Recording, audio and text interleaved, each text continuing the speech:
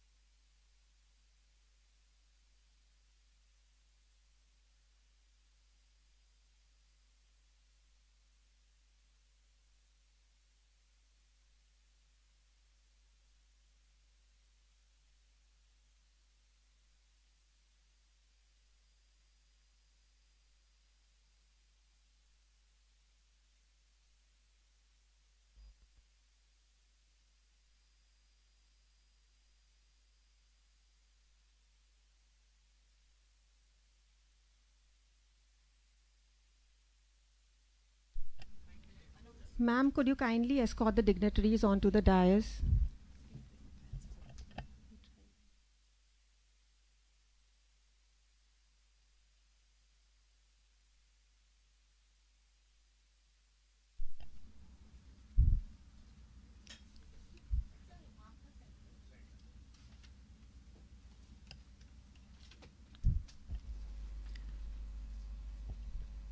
I now request our very own Dean and Director ma'am Dr. Neelam Andrade to address the gathering.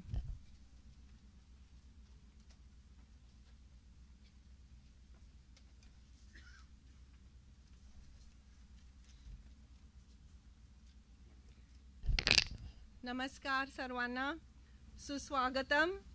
व्यासपीठावर बसलेले आजचे आपले विशेष अतिथी सहकार भारतीचे राष्ट्रीय संघटन सचिव श्री संजय पाचपोरे, आपले उपायुक्त श्री संजय कुराडे सर, मॅडम शशी बाला, डायरेक्टर स्माइल महानगरपालिका, आणि तसेच ऑडियन्समध्ये बसलेले आपले सर्व माननीय पाहुणे व अतिथी यांचे सुद्धा मी हार्दिक स्वागत करते.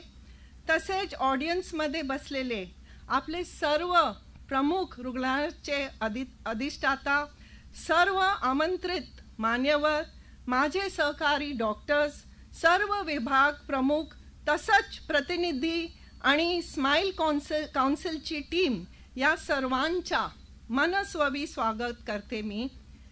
G20 परिषदेच्या अंतर्गत युवा म्हणजेच Y20 विचार मंथन कार्यशाळेमध्ये आपल्या सर्वांच्या नायर हॉस्पिटल डेंटल तर्फे, माझे सगळे डॉक्टर्स आणि कामगार तर्फे मनापासून हार्दिक स्वागत करते.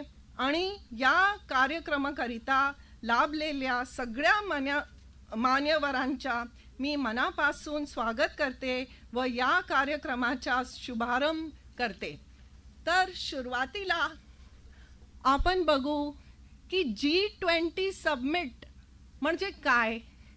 G20चा मी थोडंफार इंट्रोडक्शन देते आणि सर्वांना ती माहिती देते की G20 एक premier forum for international economics group आहे. हे जे ग्रुप आहे हे 19 कंट्रीजचा ग्रुप आहे आणि याचा जे 20th मेंबर आहे तो युरोपियन युनियन आहे. याची सुरुवात कधी झाली होती.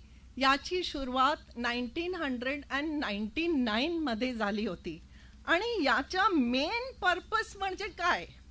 मेन पर्पस जे G20 ग्रुपचा आहे हे एक प्रीमियम फोरम आहे फॉर इंटरनॅशनल इकॉनॉमिक कोऑपरेशन आणि हे खूपच महत्त्वाचा विशेष रोल प्ले करतो in the shaping and the strengthening of global governance.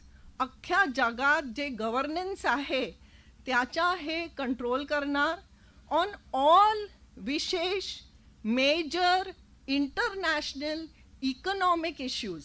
आणि याचा गोल काय आहे की पुढे जाऊन जे जगात जे काय प्रॉब्लेम्स आहे वगैरे आणि जे काय इकॉनॉमिक कोऑपरेशन पाहिजे आणि जे काय गव्हर्नन्सचे इश्यूज आहे ते सॉल्व्ह होतील. आणि हे जे 19 कंट्रीज आहे त्यांना 5 ग्रुप्समध्ये डिवाइड केलेलं आहे. दर ग्रुपमध्ये अप्रॉक्सिमेटली 4 कंट्रीज आहे आणि आपली इंडिया आपला भारत ग्रुप 2 मध्ये येतो. सो फक्त जे युरोपियन युनियन आहे ते ग्रुपमध्ये नाही, ते वेगळं आहे आणि म्हणून याला आपण G20 ग्रुप ऑफ 20 म्हणतो. मग या जे G20 आहे त्याचा कुठलाही स्टाफ कुठलाही सेक्रेटेरिएट नाही आहे. हे जे आहे याला दर कंट्रीला 1 वर्षाची प्रेसिडेन्सी मिळते आणि ही जी प्रेसिडेन्सी आहे ती दर वर्ष रोटेट होते. म्हणून इंडिया भारताला प्रेसिडेन्सी आपल्याला कधी मिळाली.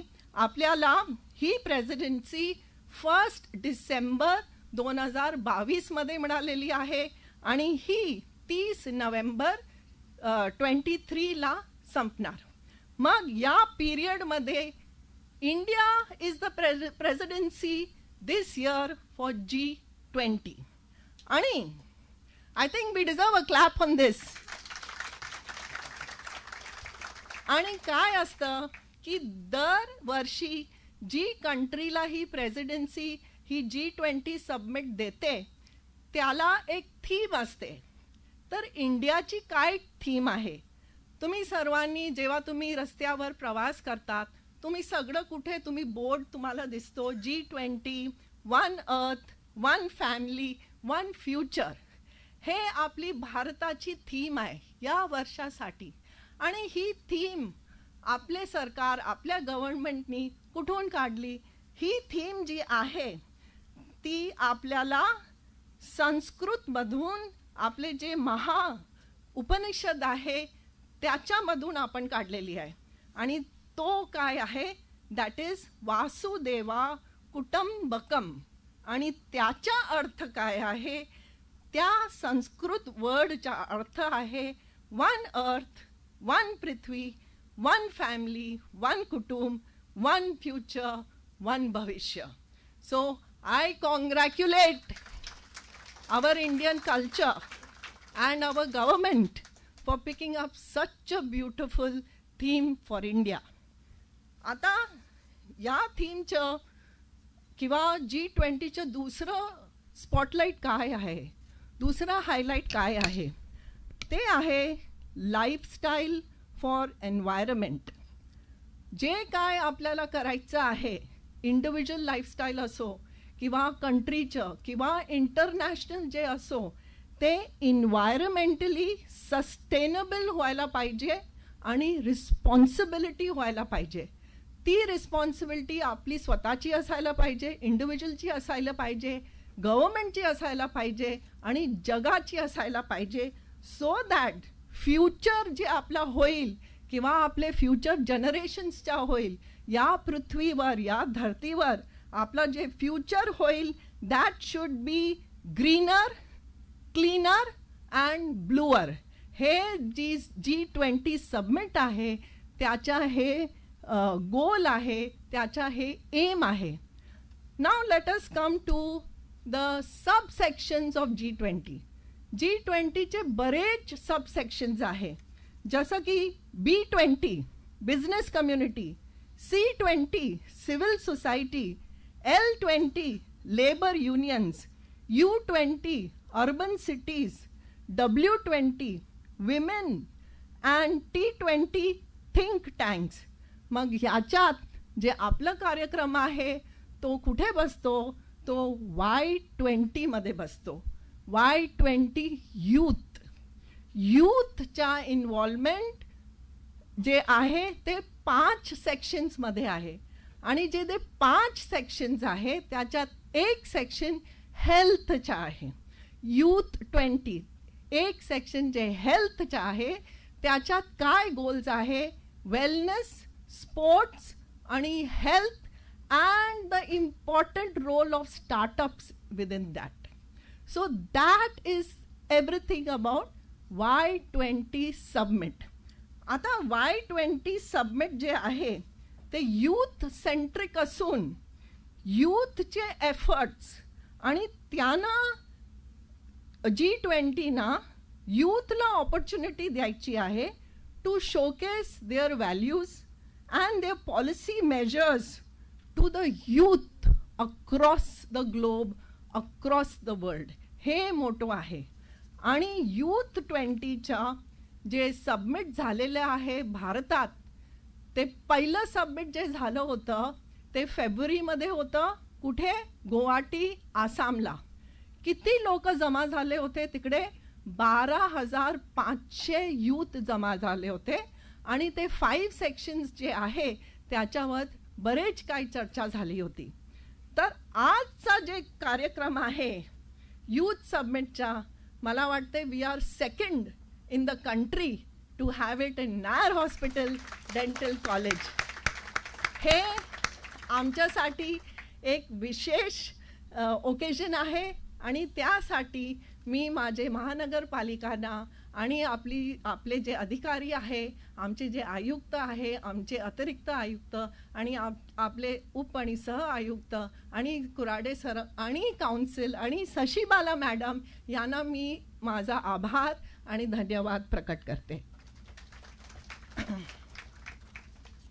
सो जेव्हा मला हे कार्यक्रम नायर डेंटलकडे होणार, आपण होस्ट करणार, पण कार्यक्रमच्या काय फॉर्मेशन व्हायला पाहिजे, कसं व्हायला पाहिजे, ते एकदम माझा माइंड ब्लँक होता. आणि जेव्हा Shashibala madam, she is the chief director of smile council of BMC, त्याच्या थोडं मी इंट्रोडक्शन देते आणि सांगते की हे कसं झालं. 2019 महानगरपालिकाने डिसाईड केलं की स्टार्टअपसाठी आणि इन्क्युबेटीजसाठी एक काउन्सिल व्हायला पाहिजे, कारण याची फार गरज आहे. जे स्टार्टअप इन्क्युबेटीज आहे ते फक्त हेल्थसाठी नाही, पण कुठल्याही दुसरं सेक्शन BMCच्या, जसं की SWM म्हणा किंवा इंजिनिअरिंग सेक्शन म्हणा किंवा दुसरे सेक्शन्स म्हणा किंवा सॉफ्टवेअर IT म्हणा, यासाठी आपण नवीन डिव्हाइसेस आणि स्टार्टअप्स करू शकतो to improve our management, to improve BMC, to improve the various sections of BMC. यासाठी महानगरपालिकांनी हा काउन्सिलच्या उद्घाटन केलं होतं 2019 अंधेरीमध्ये एक ऑफिस नेमली आहे, जिकडचे डायरेक्टर मॅडम होत्या आणि त्यांच्या हाताखाली हा डिपार्टमेंट चालू झाला होता 2019. तेव्हापासून आपण टोटली 13 स्टार्टअप्स, डिव्हाइसेस आणि इन्क्युबेटीज वेगवेगळ्या बिझनेस मधून आपण नेमलेले आहे. आणि त्याच्या 4च्या उद्घाटन ऑलरेडी झाला आणि तो पण तुम्हाला माहीत आहे इथेच झाला होता. ते 4 जे डिव्हाइसेस होते हेल्थचे, आपण ते पेशंट्सला आणि नोडल ऑफिसर डॉक्टर्सला आपले जे वेगवेगळे हॉस्पिटल्स आहे जसं की नायर, सायन, त्यांना आपण दिलं. तुम्हाला माहीत आहे मी इथेच प्रोग्राम केलं होतं. ते एक प्रोस्थेटिक आर्म होतं, ग्रिपी आर्म होतं आणि ते न्यूरोलॉजी डायबिटीजसाठी तो न्यूरोफुट तो एक होतं आणि स्पायरोमेट्री करून एक दुसरं डिव्हाइस होतं आणि ब्लूटूथ स्टेथोस्कोप होतं. हे सगळं आपण आपले डॉक्टर्सला दिलं आणि त्याचा वापर पेशंट्सवर होत आहे आणि खूप चांगले फीडबॅक आम्हाला आलेले आहे. आता आपण आणखीन 5 स्टार्टअप डिव्हाइसेसच्या अप्रूव्हल घेतलेल्या आहे. मॅडमच्या ऑफिसनी आपल्याला अप्रूव्हल देऊन क्लिअरन्स दिलेले आहे. ते पेपर्स माझ्याकडे आले. मी नोडल ऑफिसर्स नेमले वेगवेगळं हॉस्पिटल्समधून जसं की सायन, KEM, कूपर आणि ते डॉक्टर्सना, HODsना किंवा दुसरे नोडल ऑफिसर्सला आपण रिस्पॉन्सिबिलिटी दिलेली आहे.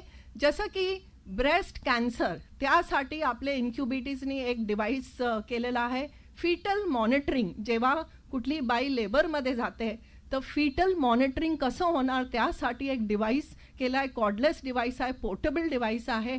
दुसरं, जेव्हा फ्रॅक्चर्स होतात, लिंबचे फ्रॅक्चर्स, हाताचे फ्रॅक्चर्स, पायाचे फ्रॅक्चर्स, तिकडे किंवा जेव्हा पेशंट OPD कॅज्युअल्टीमध्ये एमर्जन्सीमध्ये येतो, तुम्ही कसं प्रायमरी ट्रीटमेंट देऊ शकतात असं एक खूप चांगला डिव्हाइस इन्क्युबेटर्सने केलेला आहे. तो एक आहे.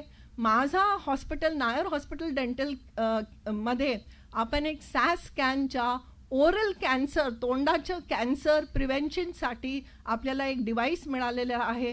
तो एक आहे. आणि दुसरं रेस्पिरेटरी डिझिजेससाठी दुसरं एक डिव्हाइस आहे. तर हे 5 डिव्हाइसेस अजूनही क्लिअर झालेले आहे, अप्रूव्ह झालेलं आहे. यासाठी आपण नोडल ऑफिसर्स सोबत बसून त्यांची मीटिंग घेऊन आपण स्टडी प्रोटोकॉल्स रेडी केलेले आहे. ते स्टडी प्रोटोकॉल्स आता एथिक्स कमिटी जी आहे दर हॉस्पिटलची त्यांना आपण सबमिट करणार आणि ते क्लिअरन्स आल्यावर नेक्स्ट 2-3 महिन्यात या डिव्हाइसेस आपण हेल्थमध्ये पेशंट्ससाठी याचा वापर करून आपण बघणार की हे किती चांगले आहे, की याच्यात काय रिफॉर्म्स आपण करू शकतो. ही एक्सरसाइज आपण करणार आहोत. त्यासाठी पण मी शशिबाला मॅडम आणि त्यांच्या टीमचा आभार मानते. दुसरं एक आहे, टोटली 13 स्टार्टअप डिव्हाइसेस BMCकडे आलेले आहे जे अप्रूव्ह झालेले आहे. या 13 मधून 9 डिव्हाइसेस हेल्थचे आहे आणि बाकी 4चे जे आहे ते SW डिपार्टमेंट किंवा दुसऱ्या डिपार्टमेंटचे आहे. आणि याच स्टार्टअप इन्क्युबेटर्ससाठी आणखीन काय करायला पाहिजे, what more should be done, ह्याच्यावर BMC आणखीन थॉट प्रोसेस करत आहे. आणखीन आपली एक्सरसाइजेस चालू आहे. ते आपले अतिरिक्त आयुक्त मॅडम भिडेच्या अंडर आहे. आणि लवकरात लवकर मला वाटते जुलैच्या महिन्यात एक हॅकथॉन सेशन आपण प्लॅन करत आहोत की ते प्रॉब्लेम लिस्ट जी आहे, प्रॉब्लेम लिस्ट तुमच्याकडून यायला पाहिजे किंवा इंजिनिअरिंग डिपार्टमेंट किंवा रोड्स डिपार्टमेंट किंवा SWF डिपार्टमेंट, कुठल्याही डिपार्टमेंटकडून यायला पाहिजे. त्याच्यावर आमच्या ब्रेनस्टॉर्मिंग सेशन्स होणार अथॉरिटीसोबत आणि इन्क्युबेटर्ससोबत आणि वेगवेगळ्या अधिकाऱ्यांसोबत. आणि त्याच्यावर काय करायचं, कसं करायचं, कुठल्या कंपनीला आपण ते इन्क्युबेटर्ससाठी डेव्हलप करायला देऊ शकतो, याची चर्चा 3 दिवस होणार जुलैच्या महिन्यात. So you can see that the world is changing and किती सारे डिस्कशन्स, ब्रेनस्टॉर्मिंग्स वगैरे चालू आहे to bring in an improvement in the system. तर म्हणून ह्या प्रोग्रामसाठी जेव्हा आपण डिबेट केलं, मला असं वाटलं की जे मुद्दे आहे आपण घेऊ. जसं की आपल्याला मिनिस्ट्रीकडून थोडंफार माहिती आली होती की तुम्ही या टॉपिक्सवर करू शकतो. तर आपण तो एक टॉपिक सबस्टन्स अब्यूजचं घेतलं आणि आपले स्वतःचे BMCचे डॉक्टर डेरे आहे, त्यांनी बऱ्यापैकी ह्या सब्जेक्टवर कुठे कुठे ऑलरेडी प्रेझेंटेशन्स दिलेली आहे. तर मी त्यांना कॉन्टॅक्ट केलं. फक्त वेलनेस आणि स्पोर्ट्स त्याच्यात अटॅच करून एक प्रेझेंटेशन करायचं. त्यांनी लगेच मला स्वीकारलं आणि he is here today to present. तसंच HMIS सिस्टम, HMI सिस्टम किती महत्त्वाचा आहे आणि त्याचा वापर ऑलरेडी आपण नायर हॉस्पिटल आणि राजावाडी हॉस्पिटल आणि डिस्पेन्सरीजमध्ये करतो, पण आपल्याला HMIS आता मॅन्डेटरी आहे फ्रॉम NMC, तर आपल्याला हे वाढवायचं आहे सगळं हॉस्पिटल्समध्ये. आणि डिजिटलायझेशन किती इम्पॉर्टंट आहे त्याच्यावर आपले संजय स्वामी डॉक्टर आहे नायरचे, ते प्रेझेंटेशन देणार. आणि बाकीचे आपल्याकडे आजच्या जे प्रोग्राममध्ये आहे बरेच वेगवेगळे टॉपिक्स आहे. योगा आणि स्पोर्ट्स आणि फिजिकल आणि मेंटल वेलबिंग किती इम्पॉर्टंट आहे हेल्थवर, त्याच्यावर आपल्याकडे डॉक्टर आरती अढे आलेली आहे हिंदूजा हॉस्पिटलमधून, ती ते हे घेणार. आणि या सगळ्यात फायनान्स आणि हेल्थची पण गरज आहे. जर तुमच्याकडे फायनान्स नाही तर हेल्थ जेव्हा तुम्हाला प्रॉब्लेम्स असतो कसं तुम्ही मॅनेज करणार. तर फायनान्स ॲक्सेसिंग टुवर्ड्स हेल्थ आणि वेलबिंग, त्यासाठी आपल्याकडे टेस्टमधून डॉक्टर स्वाती राणे आलेली आहे आणि ती प्रेझेंटेशन देणार. आणि इम्पॉर्टन्स ऑफ स्पोर्ट्स, ते नक्की यूथमध्ये स्पोर्ट्सची गरज आहे. वेलबिंगसाठी सर्वांसाठी कुठलाही फिजिकल एक्सरसाइजची गरज आहे. त्यासाठी आपल्याला department of physical education university of मुंबईमधून आपल्याकडे डॉक्टर विश्वांभर जाधव आलेले आहे आणि ते प्रेझेंटेशन देणार. या प्रेझेंटेशनसाठी मॉडरेशनसाठी आपले स्वतःचे डॉक्टर्स आहे नायर हॉस्पिटलमधून, युवराज आणि डॉक्टर सतीश माली. तेही नाही, त्यानंतर आपण एक ब्रेन स्टॉर्मिंगचा सेशन ठेवलेला आहे. या ब्रेन स्टॉर्मिंग सेशनमध्ये वेगवेगळे डॉक्टर्स आपण इन्व्हॉल्व केलेले आहे, BMCचे डॉक्टर्स आणि बाहेरचे इन्क्युबेटीज, स्माइल इन्क्युबेटी स्टार्टअप्सचे श्रीमती मनीषा सारदा आहे आणि अनिर्बान चॅटर्जी आहे. हे वेगवेगळे जे इम्पॅक्ट आहे हेल्थ स्टार्टअप्सचं BMCवर, की आम्ही कसं करू शकतो, काय करू शकतो, प्रॉब्लेम स्टेटमेंट्स काय आहे, त्याच्या सोल्युशन्स कसं काढू शकतो, हे एक ब्रेन स्टॉर्मिंग जे सेशन होणार ऑलमोस्ट 1 आवरच्या, that will be very exciting आणि व्हेरी इंटरेस्टिंग. तर यासाठी मी परत एकदा सर्वांच्या आभार मानते की नायर हॉस्पिटल डेंटल कॉलेजला आम्हाला ही एक संधी मिळालेली आहे हा प्रोग्राम होस्ट करायला. हे जे हेल्थची सबमिट आहे, मला वाटतं BMCची पहिली सबमिट आहे मुंबईत. आणि मुंबईमध्ये ह्या महिन्यात 3 G20चे प्रोग्राम्स ऑलरेडी झालेले आहे. तुम्हाला माहीत आहे की टीम जी आली होती 15 मेला आणि नंतर 21 की 23 मे किंवा 23 to 25 मेला जेव्हा क्लेनलीनेससाठी आलेली होती, ते आपले बीचेसवर आपले स्वतःचे मुख्यमंत्री श्री एकनाथ साहेबजी, आपले आयुक्त आणि सगळे टीम तिकडे गेलेली होती फॉर बीच क्लीनिंग. त्यानंतर डिझास्टर मॅनेजमेंट ऑल्सो एक मोठा भाग आहे G20चा. ते आपले महानगरपालिकाचे आपले नार्वेकर साहेब जे की हेड आहे डिझास्टर सेलचं, त्यांनी कंडक्ट केलं होतं आणि त्यांनी खूप चांगला प्रोग्राम कंडक्ट केलं होतं. आणि हे फायनली जेव्हा एंड होणार ते नोव्हेंबरमध्ये एंड होणार हा प्रोग्राम दिल्लीमध्ये. आणि सो मला हेच सांगायचं आहे की कुठल्याही कार्यक्रमसाठी एक माणूस काहीच करू शकत नाही. कुठल्याही कार्यक्रमसाठी एक टीमची गरज असते. आणि ह्या टीम जी माझी आहे, माझे सर्व डॉक्टर्स, माझे सगळं अधिकारी, आपले उपायुक्त कुराडे सर, आपले अतिरिक्त आयुक्त आणि पवार साहेब आणि आपले सह आयुक्त मिलिंद सावंत सर आणि मॅडम शशीबालाची टीम जे की आहे सतीश रेवतकर, ते आपले BMCचे कार्यकर्ता आहे, डेप्युटी चीफ आहे बिझनेस डेव्हलपमेंट स्माइल काउन्सिलचे, आणि मिस्टर आदेश सूर्यराव जे कोणी CEO आहे आपले स्माइल काउन्सिलचे. त्यांचाही मी आभार मानते की त्यांनी येऊन आणि त्यांची टीम आणि माझे व्हॉलंटियर्स, माझे इंटर्न्स सर्वांनी खूप काम केलेलं आहे. आणि मला नक्की विश्वास आहे की तुम्हाला आजचा कार्यक्रम खूपच चांगला वाटणार, खूपच काही आपल्याला शिकायला मिळेल आणि it will be a delight for you की एक वेगळा कार्यक्रम तुम्हाला अनुभव त्याचा मिळेल. So with that I thank you very much. and for all your presence. I once again thank all my मान्यवर बसलेले आमचे अधिकारी आणि श्री संजयजी की तुम्ही आले आणि आपले कार्यक्रमची शोभा वाढलेली आहे. Thank you very much. जय हिंद, जय Maharashtra.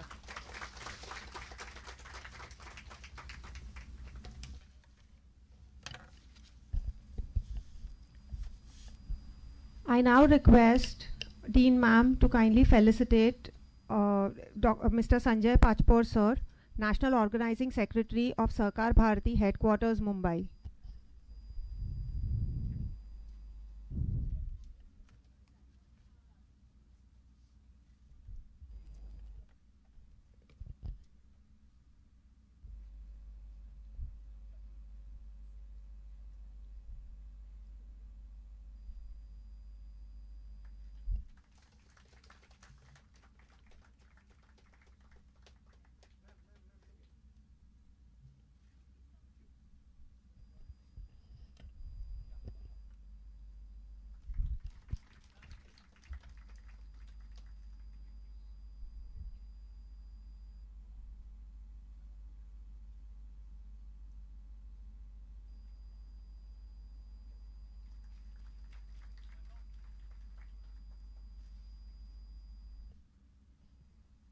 Ma'am, requesting you to felicitate Deputy Municipal Commissioner Public Health Sanjay Kurade sir. Before sir took over as the Deputy Municipal Commissioner, sir has worked as an Assistant Commissioner of the F North Ward, F South Ward, R South Ward, and he also worked as the Assistant Commissioner Market.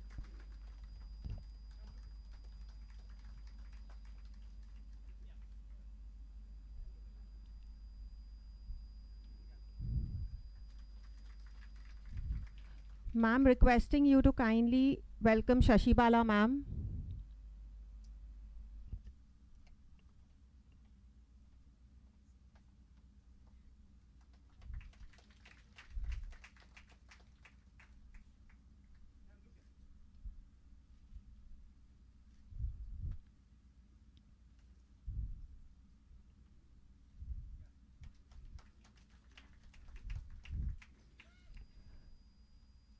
Shashibala ma'am, requesting you to kindly felicitate our very own Dean and Director ma'am, Dr. Neelam Andrade.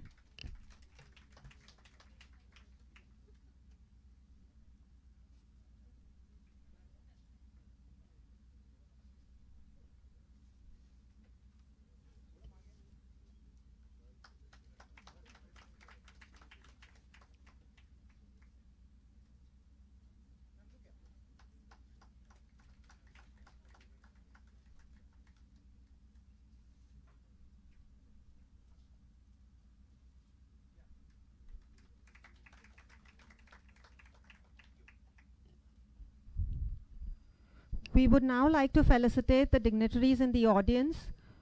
Dr. Shailesh Mohite sir, Dean Cooper.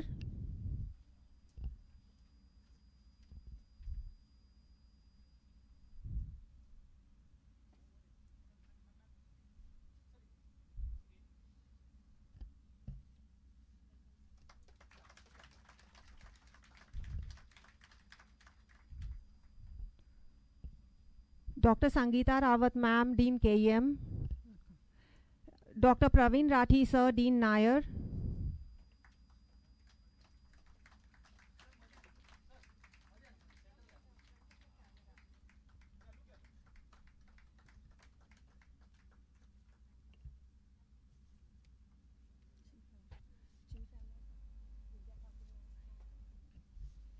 Mr. Ali, RIS, New Delhi.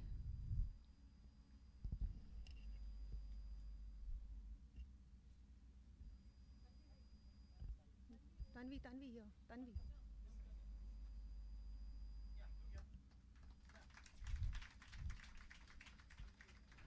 Dr. Ingle sir, Academic Dean Sion.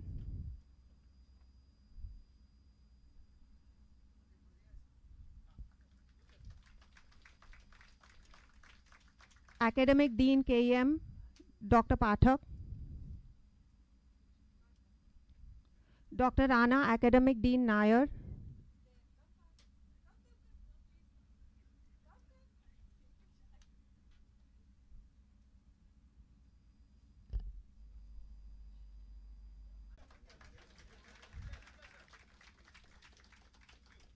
Dr. Mahale, Deputy Dean, Sion.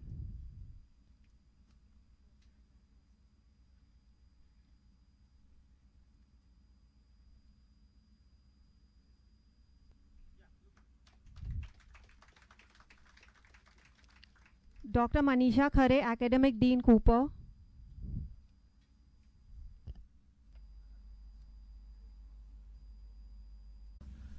आणि अशा काही भागातून करून त्यांना incubation सेंटर्समध्ये attach करून देतो. मग ते smile centre असू द्या, VGTA मधले सेंटर असू द्या, ICT मधलं सेंटर असू द्या, तर इथं मग मोटिवेशनल टॉक्स अरेंज करणं. सविष्कार हे Y20चं ऑफिशियल आउटरीच पार्टनर आहे. त्याच पद्धतीने स्टार्टअप 20मध्ये पण एंगेजमेंट आहे. आम्ही या माध्यमातून राऊंड टेबल कॉन्फरन्सेस जसे स्टुडंट स्टार्टअप इनोव्हेशन पॉलिसी असू द्या, डीप टेक स्टार्टअप्स असू द्या, किंवा आर्टिफिशियल इंटेलिजन्स असू द्या, ह्या नवीन ज्या टेक्नॉलॉजी आहे याच्यामध्ये राऊंड टेबल कॉन्फरन्स करणे, त्याचे वर्कशॉप करणे, त्याचे कॉलेजेस युनिव्हर्सिटीजमध्ये जाऊन त्याचा प्रेझेन्स काय आहे किंवा तुम्हाला आत्ता कोणत्या टेक्निकची कमतरता आहे तर त्याचा पूल आमच्याकडे आहे. We have a certain list of venture capitalist, angel investor, incubation centres throughout the India. So तुम्हाला जर याच्याबद्दल काही इन्फॉर्मेशन पाहिजे असेल तर सोशल मीडियावर प्रेझेन्स आहे. आणि मुंबई पर्टिक्युलरली कोकण प्रांतात आमची टीम काम करते. ही विद्यार्थ्यांच्या मार्फत व्हॉलंटिअरिंगली चालवली जाणारी फोरम आहे. याच्यामध्ये एकही फायनान्स इन्व्हॉल्व नाही आहे. So all are welcome to the Savishkar. Thank you so much. I request Dean Ma'am to kindly present a memento to Mr. Kranti Sagar More.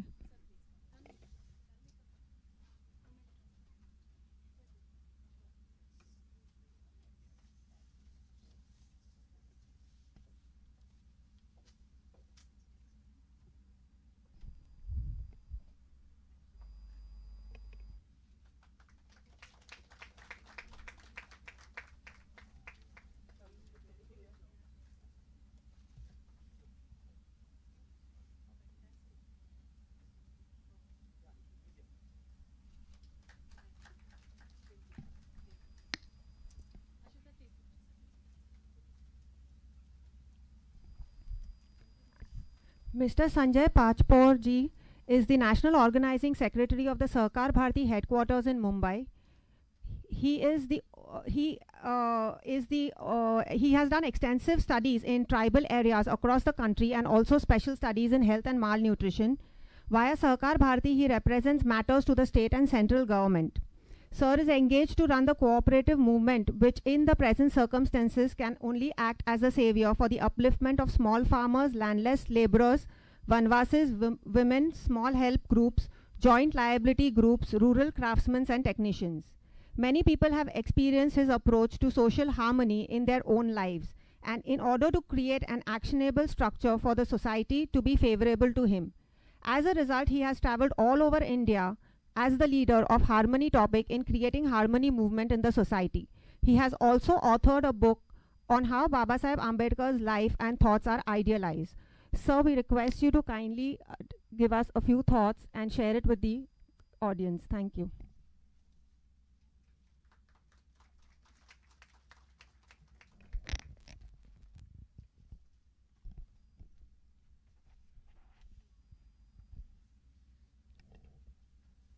मंचावरील माननीय शशि बालाजी, जिनकी मदर लैंग्वेज मराठी नहीं है, ऐसे नीलम जी ने इतना उत्तम मराठी मध्ये बोलल्या की त्यांची मातृभाषा मराठी नाही असं वाटत सुद्धा नाही. अशा नीलम जी, संजय जी आणि इथे जमलेले सगळे विविध क्षेत्रातले आलेले मंडळी. 2 दिवसापूर्वी क्रांतीसागर मोरेंनी सांगितले की असं असं Y20चा कार्यक्रम होणार आहे आणि इनोव्हेशन विषयामध्ये स्पोर्ट आणि हेल्थला घेऊन हा कार्यक्रम होणार आहे. येशील का? म्हणलं येईल. ऐकायला कोणाला आवडणार नाही? मी ऐकायला नक्की येईल म्हणलं. फक्त माझी गाडी लेट झाली तर माहीत नाही. 8:10 ती CSTला दुरांतो आली नागपूरवरनं. ती लेट झाली तर उशीर राहील. आणि काल मला त्यांनी फोन करून सांगितलं की तुला पहिल्या सत्रामध्ये काहीतरी बोलायचं या विषयातलं. तर म्हणलं मी ऐकायला येणार आहे, बोलायला नाही. आणि इथं आल्यानंतर मॅडमनी जे सगळी प्रस्तावना केली पूर्ण आजच्या दिवसभराचं बीजभाषण ज्याला आपण मराठीत म्हणतो असं बीजभाषण त्यांचं एका अर्थाने उत्तम असं झालं. त्यामुळे हे सगळं ऐकणं माझ्यासाठी खूप चांगलं राहील. आणि या फील्डचा मी नाही आहे, पण आता बसवलं आहे आपलं ते असतं ना, गणपती मध्ये एक सुपारी बसवतात आणि त्याची पूजा करतात, तर त्या सुपारीची भूमिका मी इथं एक 5-7 मिनिटांमध्ये निभवतो आहे, बाकी काहीच नाही आहे. आपले या G20चं थीम त्यांनी सांगितली, वसुधैव कुटुंबकम, all world is one family. आता हे मूळ आपलं भारताचं मूळ चिंतन आहे, वेगळं काहीच नाही आहे. ही जगाला मिळालेली ही देणगी आहे भारताच्या माध्यमातून. का तो पूर्ण जग जे आहे हे सगळं एकूण एकाला प्रतिस्पर्धी समजतं. आपण जर का पॉलिटिकल पार्टीचा विचार केला तर मी अधिक जवळच आहे, मी पॉलिटिकल पार्टीत नाही पण जवळून पॉलिटिकल पार्टीला पाहतो. आणि कोणी मला येऊन म्हणतं की मला हे काम करायचं, मी सांगतो कशाला करतो, का तर भाऊसुद्धा प्रतिस्पर्धक आहे. असे काही मी क्षेत्र पाहिलेत की नवरा आणि बायको दोघे प्रतिस्पर्धी निवडणुकीत उभे राहिलेत, नुसते नाही आहेत, उभे राहिलेले आहेत. हे जसं आहे याच्या पुढचं म्हणजे पूर्ण जग हे एकूण एकाला प्रतिस्पर्धा, मार्केट म्हणजे पूर्ण जगाची दृष्टी काय आहे तर मार्केट कुठं आहे आणि छोटे छोटे देश कसे गिळंकृत करायचे आहेत, असंच एक आयडिओलॉजी सगळीकडे झालेली आहे. आणि अशा सगळ्या वातावरणामध्ये आपण सगळे भाग्यशाली आहोत की G20चं नेतृत्व आपल्याला करायला मिळालं. आणि कदाचित ही नियतीची योजना असेल की जगाला वसुधैव कुटुंबकमचा संदेश द्यायचा. काय भांडत बसता, का स्पर्धेत जाता तुम्ही, आपण सगळे एक आहोत, पूर्ण all world is one family. He concept पूर्ण जगाला देण्याचा एक अधिकार ज्याला म्हणता येईल तो भारताला अधिकृत मिळाला. आधीपासून होता का तो कोणत्याही जगामध्ये परिवाराची कन्सेप्ट नाही आहे, ही केवळ भारतात आहे. आणि ही G20च्या नात्याने आता संपूर्ण जगात all world is one family. आणि आपण दाखवून दिलं, म्हणजे आपण ज्या फील्डमध्ये बसलेलो आहोत, म्हणजे कोरोना आपण सगळ्यांनी अनुभवला आणि आपण इथं जे मेडिसिन तयार केलं, लस, ही अनेक देशांना आपण फ्री कॉस्टमध्ये भारतानं दिली. ते आपण तिथं भूमिका दाखवली की ही भूमिका सगळ्या देशांची असली पाहिजे. चायनासारखी नाही की पटापट कोणाला गिळंकृत करणं, कत्लेआम करणं. करोडो लोकांचे कत्लेआम केले चायनाने, असं नाही आहे. अशा वातावरणामध्ये एक चांगलं नेतृत्व या G20च्या निमित्तानं भारताकडे आलं आणि आपण पूर्ण जगाला हा संदेश एका अर्थाने देणार आहोत. याचबरोबरीनं मी याला जोडून असं म्हणेल की भारताचं जे कल्चर आहे ते म्हणजे सर्वे भवन्तु सुखिनः सर्वे सन्तु निरामया. हे जे आहे मंत्र, ही मंत्र म्हणजे काय तर याच्यातला धर्तीवरला म्हणजे आपल्याला संत ज्ञानेश्वर महाराजांनी वयाच्या 16व्या वर्षी, आणि आपण जे बसलो मी त्याच्याशी कनेक्ट करतो की आपलं काम काय आहे. आपण नवीन काय करणार नाही आहोत. आपल्याला असं वाटतं की हे मॉडेल शोधून काढले किंवा ही नवीन कन्सेप्ट आणली, बिलकुल तुम्ही त्यात अहंकार करू नका. हां, तुमचं कौतुक एवढंच आहे जी ज्ञानेश्वर महाराजांनी भूमिका निभावली ना, की जी गीता होती, या गीतेला त्या ज्ञानेश्वर महाराजांनी सरळ भाषेमध्ये ज्ञानेश्वरीच्या स्वरूपात सगळ्यांसमोर आणलं. आपण किती नवीन तुम्ही काढलं शोधून आणि खूप 1000 वर्ष मागे गेला तर तुम्हाला अरे हे तर पूर्वी होतंच की. म्हणजे आता आपण मेल जातोय, मला एकाने सांगितलं होतं की अरे ते व्हॉट्सअप कॉल केला, मग त्याची आजी वारली तर लॅपटॉप लावून ठेवला आणि त्याच्यावरने तो तिथनं अंतविधी आजीचा बघायला लागला. तो ही टेक्नॉलॉजी आली. पण आमच्या इथं मंत्र म्हणलं जातं, भरतखंड आहे सगळं, तर मंत्र आहे का. मग तो सांगतो या तिथीला, याला, या नगरामध्ये, या ठिकाणी, या मुहूर्तावरती, या कुटुंबामध्ये, याच्या गोत्रामध्ये, आणि तो आता तुम्हाला पूजा हे करतोय.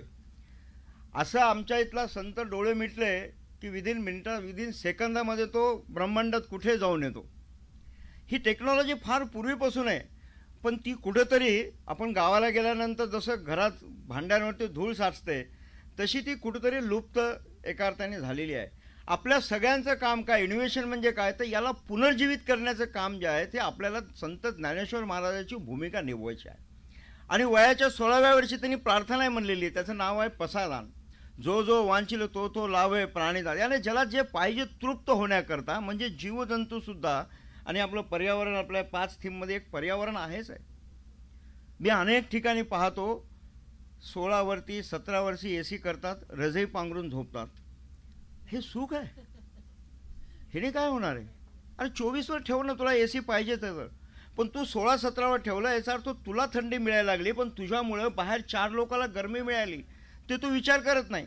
एखादी AC गाडी उभी आहे बाहेर, तिच्या बाहेर तुम्ही उभा राहा, त्यांनी दार उघडले की कसं तुम्हाला गरम लागतं ते लक्षात येतं.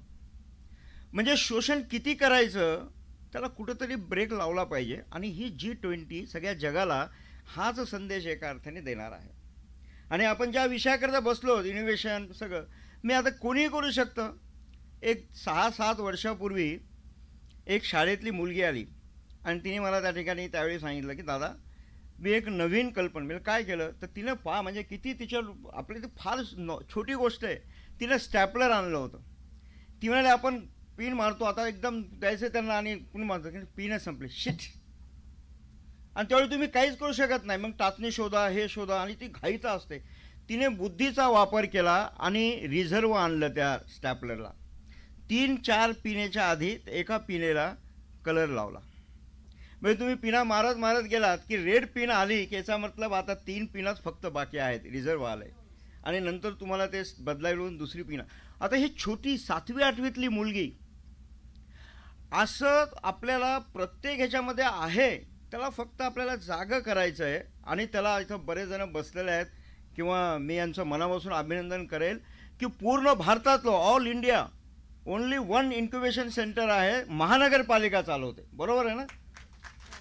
पूर्ण भारतात, मी भारतामध्ये पूर्ण प्रवास करतो, कुठेही ऐकलं नाही, पहिल्यांदा आपल्या इथं महानगरपालिका हे इन्क्युबेशन सेंटर चालवतो, ओनली. आणि असे जितके सुरू होतील तितक्या अशा नवीन नवीन कल्पना येतील. मी आता आपल्या आरोग्याकडे येतो. मी तुमच्या सगळ्यांच्या समोर उभा आहे. 2014 साली मी नागपूर ते जयपूरला जाताना रात्री 2:30 वाजता मला अटॅक आला. ट्रेन सकाळी 4 वाजता आग्र्याला थांबली. मी एका आयुर्वेदिक डॉक्टरला फोन केला, अरे यार ते छातीत दुखायला लागले. तो म्हणला काही मस्क्युलर पेन असेल, कुठं गरम पाणी मिळते का बघ. मी आग्र्याला उतरलो, 4 बॅग असा पायऱ्या चढत बाहेर आलो, तर त्या टपरीवाल्याला म्हणलं अद्रक जास्त टाकून चहा करून दे. 2 कप चहा पिला. पुन्हा ते सगळं ओतून पुन्हा प्लॅटफॉर्म आलो, का तर जयपूरला जायचं होतं गाडीने. ती गाडी 3-4 तास लेट. पुन्हा एकाला फोन केला, तो 2 व्हीलर घेऊन आला. बसनी बसलो, जयपूरला आलो. जयपूरला 3 मजले पुन्हा कार्यालयाचं बांधकाम चालू होतं, ते पाहिलं. पण इथून तितके मला चालता येणार, काहीतरी गडबड आहे. पुन्हा त्याने सांगितलं की बा अद्रक टाकून पाणी पि. अद्रक टाकून पाणी पिलं, जेवलो, अर्धा तास आराम केला. पुन्हा 150 किलोमीटर मी एका गावात कार्यक्रमाला गेलो. आणि तिथे एकाने पाहिलं आणि त्याने सांगितलं तुला काहीतरी गडबड आहे. आणि तिथे 2 डॉक्टर बॅग घेऊन आले. त्यांनी तिथे ECG काढला आणि त्यांनी त्यांचा घाम पुसला. आणि इमिजिएट रात्री 2 वाजता मला जयपूरच्या दुर्लभजी हॉस्पिटलमध्ये ॲडमिट केलं. 3 वाजता एन्जिओप्लॅस्टी केली आणि त्यांनी सांगितलं तुझं आता हार्टचं पंपिंग जे आहे हे आता केवळ 23% राहिलेलं आहे. मग मी तिथून आलो. एक 4 महिन्यानंतर कोकिळाबेनमध्ये पुन्हा दाखवलं. त्यांनी सांगितलं की पेसमेकर बसवा लागेल. 15 दिवसानंतर मी इथून तितका चालू शकत नाही अशी अवस्था आली 1 वर्षानंतर. मग अर्जंट मला इमर्जन्सी ज्युपिटर ठाण्याला ॲडमिट केलं. आणि तिथल्या डॉक्टरने सांगितलं आईवडिलांना बोलवा, नातेवाईकाला बोलवा, तुमचं पंपिंग 15वर आले आणि जगण्याची शक्यता कमी आहे. आणि ट्रान्सप्लांट हे तर बसवाच लागेल पेसमेकर, पण त्याची गॅरंटी नाही नंतर तुमची. मग आमचे वरिष्ठ कार्यकर्ते होते, ते म्हणाले की आपण नागपूरला आपले मार्डीकर स्वयंसेवक आहेत, त्यांच्याकडे दाखवू, काही प्रॉब्लेम नाही. मार्डीकरकडे गेलो. त्यांनी एक गोळी दिली. 20 वेळा लघवी झाली. मी अर्धा खाली आलो आणि नंतर चालायला लागलो. मार्डीकर म्हणले मी एक इंजेक्शन देतो. इंजेक्शन दिलं. 6 तास विश्रांती घेतली आणि सांगितलं तुझं पंपिंग आता 23वरनं अजून खाली आलं आणि सायन्स असं सांगतं की हे काही वाढणार नाही आता, त्यामुळे आपल्याला आज न उद्या पेसमेकर बसवा लागेल. म्हणजे ओके, नो प्रॉब्लेम. मला प्रवास करायचा. म्हटलं तुम्ही काय करायचं ते करा, मला प्रवास करायचा. त्याला तू प्रवास करू शकशील, पण एक 4-6 महिन्यामध्ये आपण पेसमेकर बसू. आपल्या सगळ्यांच्या माहितीसाठी मी एक प्रयोग केला. विठ्ठल विठ्ठल विठ्ठल विठ्ठल रोज 10 मिनटं मी म्हणायचा प्रयत्न केला. का तर मी 20 वर्ष पंढरपूरच्या वारीला चालत 3 दिवस जातो. मी वारकऱ्यांची सेवा करायला, त्यांना मल्लमपट्टी करणं, पाय दाबणं, 3 दिवस सेवा करतो वारकऱ्याची. मी हे माझी आई 30 वर्षापासून जाते, मी 18 वर्षापासून जातो. आणि त्यातनं मला कोणतरी सांगितलं की हे विठ्ठल म्हणतात ते पुणे ते हडपसर हा जो चढ आहे कोणाला दम लागत नाही, कारण ते विठ्ठल म्हणतात. आणि विठ्ठल विठ्ठल म्हणल्यानंतर लेफ्ट छातीवरती कंपनं येतात आणि तुमचं हार्ट हे मजबूत होतं. हे ऐकलं मी. 1-2 वर्षे प्रयोग केला. आपण इथं सायन्स म्हणजे मेडिकल फील्डमधले अधिक लोक आहेत. आत्ता आपल्या सगळ्यांना माहिती आहे, कोणी आपल्यापैकी केदारनाथला गेले? 2 जणे हात वर केले. मी गौरीकुंड ते केदारनाथ नॉन स्टॉप चालत 23% हार्ट चालत असणारा माणूस चालत मी गौरीकुंड ते केदारनाथ जाऊन आलोय. माझ्याबरोबर 12 जण होते. 12 जणांपैकी 11 जणांचं हार्ट मजबूत होतं. 100% कुठलाही त्रास नव्हता. त्या 12 जणांमध्ये सगळ्यात पहिल्यांदा मी गौरीकुंडवरून ते केदारनाथला पोहोचलो 7 तासामध्ये. आणि तिथून थेट नागपूरला आलो आणि डॉक्टर मार्डीकरकडे पुन्हा टुडे इको सगळं केलं. ते म्हणाले मी इंटरनॅशनल कॉन्फरन्समध्ये तुझं हे ठेवेल का, तर पेसमेकर बसवायचं असं माझ्या डोक्यात होतं. आता आवश्यकता नाही. 4 वर्षामध्ये आता माझं पंपिंग जे आहे हे 30 वरती आलेलं आहे. आता मला माहिती नाही सायन्स काय आहे, तर मी सायन्सचा विद्यार्थी कधी नव्हतो. आता हे या अशा अनेक गोष्टी आहेत. आणि याच्यावरनं मला असं वाटलं की आता त्यांनी एक गोळी त्यावेळी सुरू केली होती. एक गोळी 150 रुपयाची गोळी होती. म्हणजे डॉक्टर सामान्य माणूस कसा जगेल, एवढ्या महागाची गोळीने आयुष्यभर त्याला घ्यायची, ते कसा जगेल. आणि म्हणून आमच्या सगळ्यांचं असं काम आहे की पूर्वी आपल्याकडे असं म्हणायचे अन्न वस्त्र निवारा 4 गोष्टी खूप महत्त्वाच्या आहेत. आता तुम्ही भिकाऱ्याला पोळी भाजी देतो, इथे येऊन जो मन तो जेवत नाही. तो म्हणे मला 10 रुपये द्या. 10 रुपये नाही देईल तुमच्याकडे रागात बघेल, तुमचं दिलेलं जेवण टाकून देईल. का तर अन्नाची कमी नाही, तो उपाशी राहणार नाही. वस्त्राची कमी नाही आहे. या क्रांतीसागरसारख्या युवकांनी मानवी भिंत नावाचं एक भिंत म्हणजे एक चौक निवडला. तिथं आपल्याकडे एक्स्ट्रा असलेले कपडे चपळे आणून टाका तिथे, आणि ज्याला नाही आहे त्याने गपचूप घेऊन जा. अजूनही कोणी नेलेले नाही, तिथं तसेच पडलेले आहेत. म्हणजे अन्नाची गरज भागली, वस्त्राची गरज भागली, निवाऱ्याची गरज आज आहे. घर खूप महाग आहे. मुंबईत तर जगातलं सगळ्यात जास्त महाग घर मुंबईत आहे. त्यामुळे एक गरज बाकी 2 गरजा ॲड झाल्यात. एक म्हणजे शिक्षण. मी माझ्या मायबापाला काहीच खर्च लागला नाही. पहिलीत डायरेक्ट टाकलं. No junior KG, no senior KG, no play group, direct पहिलीला. आणि माझं BCom झालं 250-300 रुपये फीसवरती. आत्ता मात्र पॅकेज आहेत. स्विमिंग टँक, AC गाडी 1.5 लाख रुपये, 2 लाख रुपये. हे सिनियर KG. म्हणजे किती शिक्षण महाग झालं. आणि दुसरं म्हणजे देवाने काही करू बिमार पडू नये. बिमार पडले की आयुष्यभर. आणि पूर्वी आम्हाला असं कळायचं की व्यक्तीनुसार ट्रीटमेंट वेगळी असते. दुर्दैवाने आत्ता आपलं तुमचं सायन्स असं आहे, ते मशीनमध्ये लावतात, मशीनमधनं असा कागद येतो, कागद बघायचा आणि खाट गोळ्या लिहायच्या आणि हातात द्यायच्या. माणूस वेगळा आहे. आता मला तुम्ही किती गोळ्या, मी प्रयोग केला, मी वेगळं सांगत नाही. माझ्याकडे एक BPची गोळी दिलेली आहे. मी 3 वर्ष त्या डॉक्टरला सांगितलं नाही मार्डीकरांना. 3 वर्ष मी ती BPची गोळी घेतली नाही. 3 वर्षाच्या माझ्या दर 6 महिन्याला मी त्यांच्याकडे जातो. दर 2-3 महिन्यात BP पाहतो. 120, 80, 110, 70 याच्यापेक्षा माझा एकदाही बदलला नाही. मग ती मी का मला ती गोळी घेतली पाहिजे. का तर हार्टचं पेशंट आहे म्हणजे कंपल्सरी इकोस्प्रिन ही गोळी ती गोळी पक्का आहे. आता हे डॉक्टर त्यांच्या सुरक्षेसाठी करत असेल, नो प्रॉब्लेम. पण डॉक्टरांनी पेशंटला विश्वासात घेऊन त्याला कमीत कमी कसा खर्च त्याचा करता येईल असं काही आपल्याला विचार करता येईल. का तर सगळ्यात महाग झालेलं आहे ते म्हणजे शिक्षण आणि आरोग्य.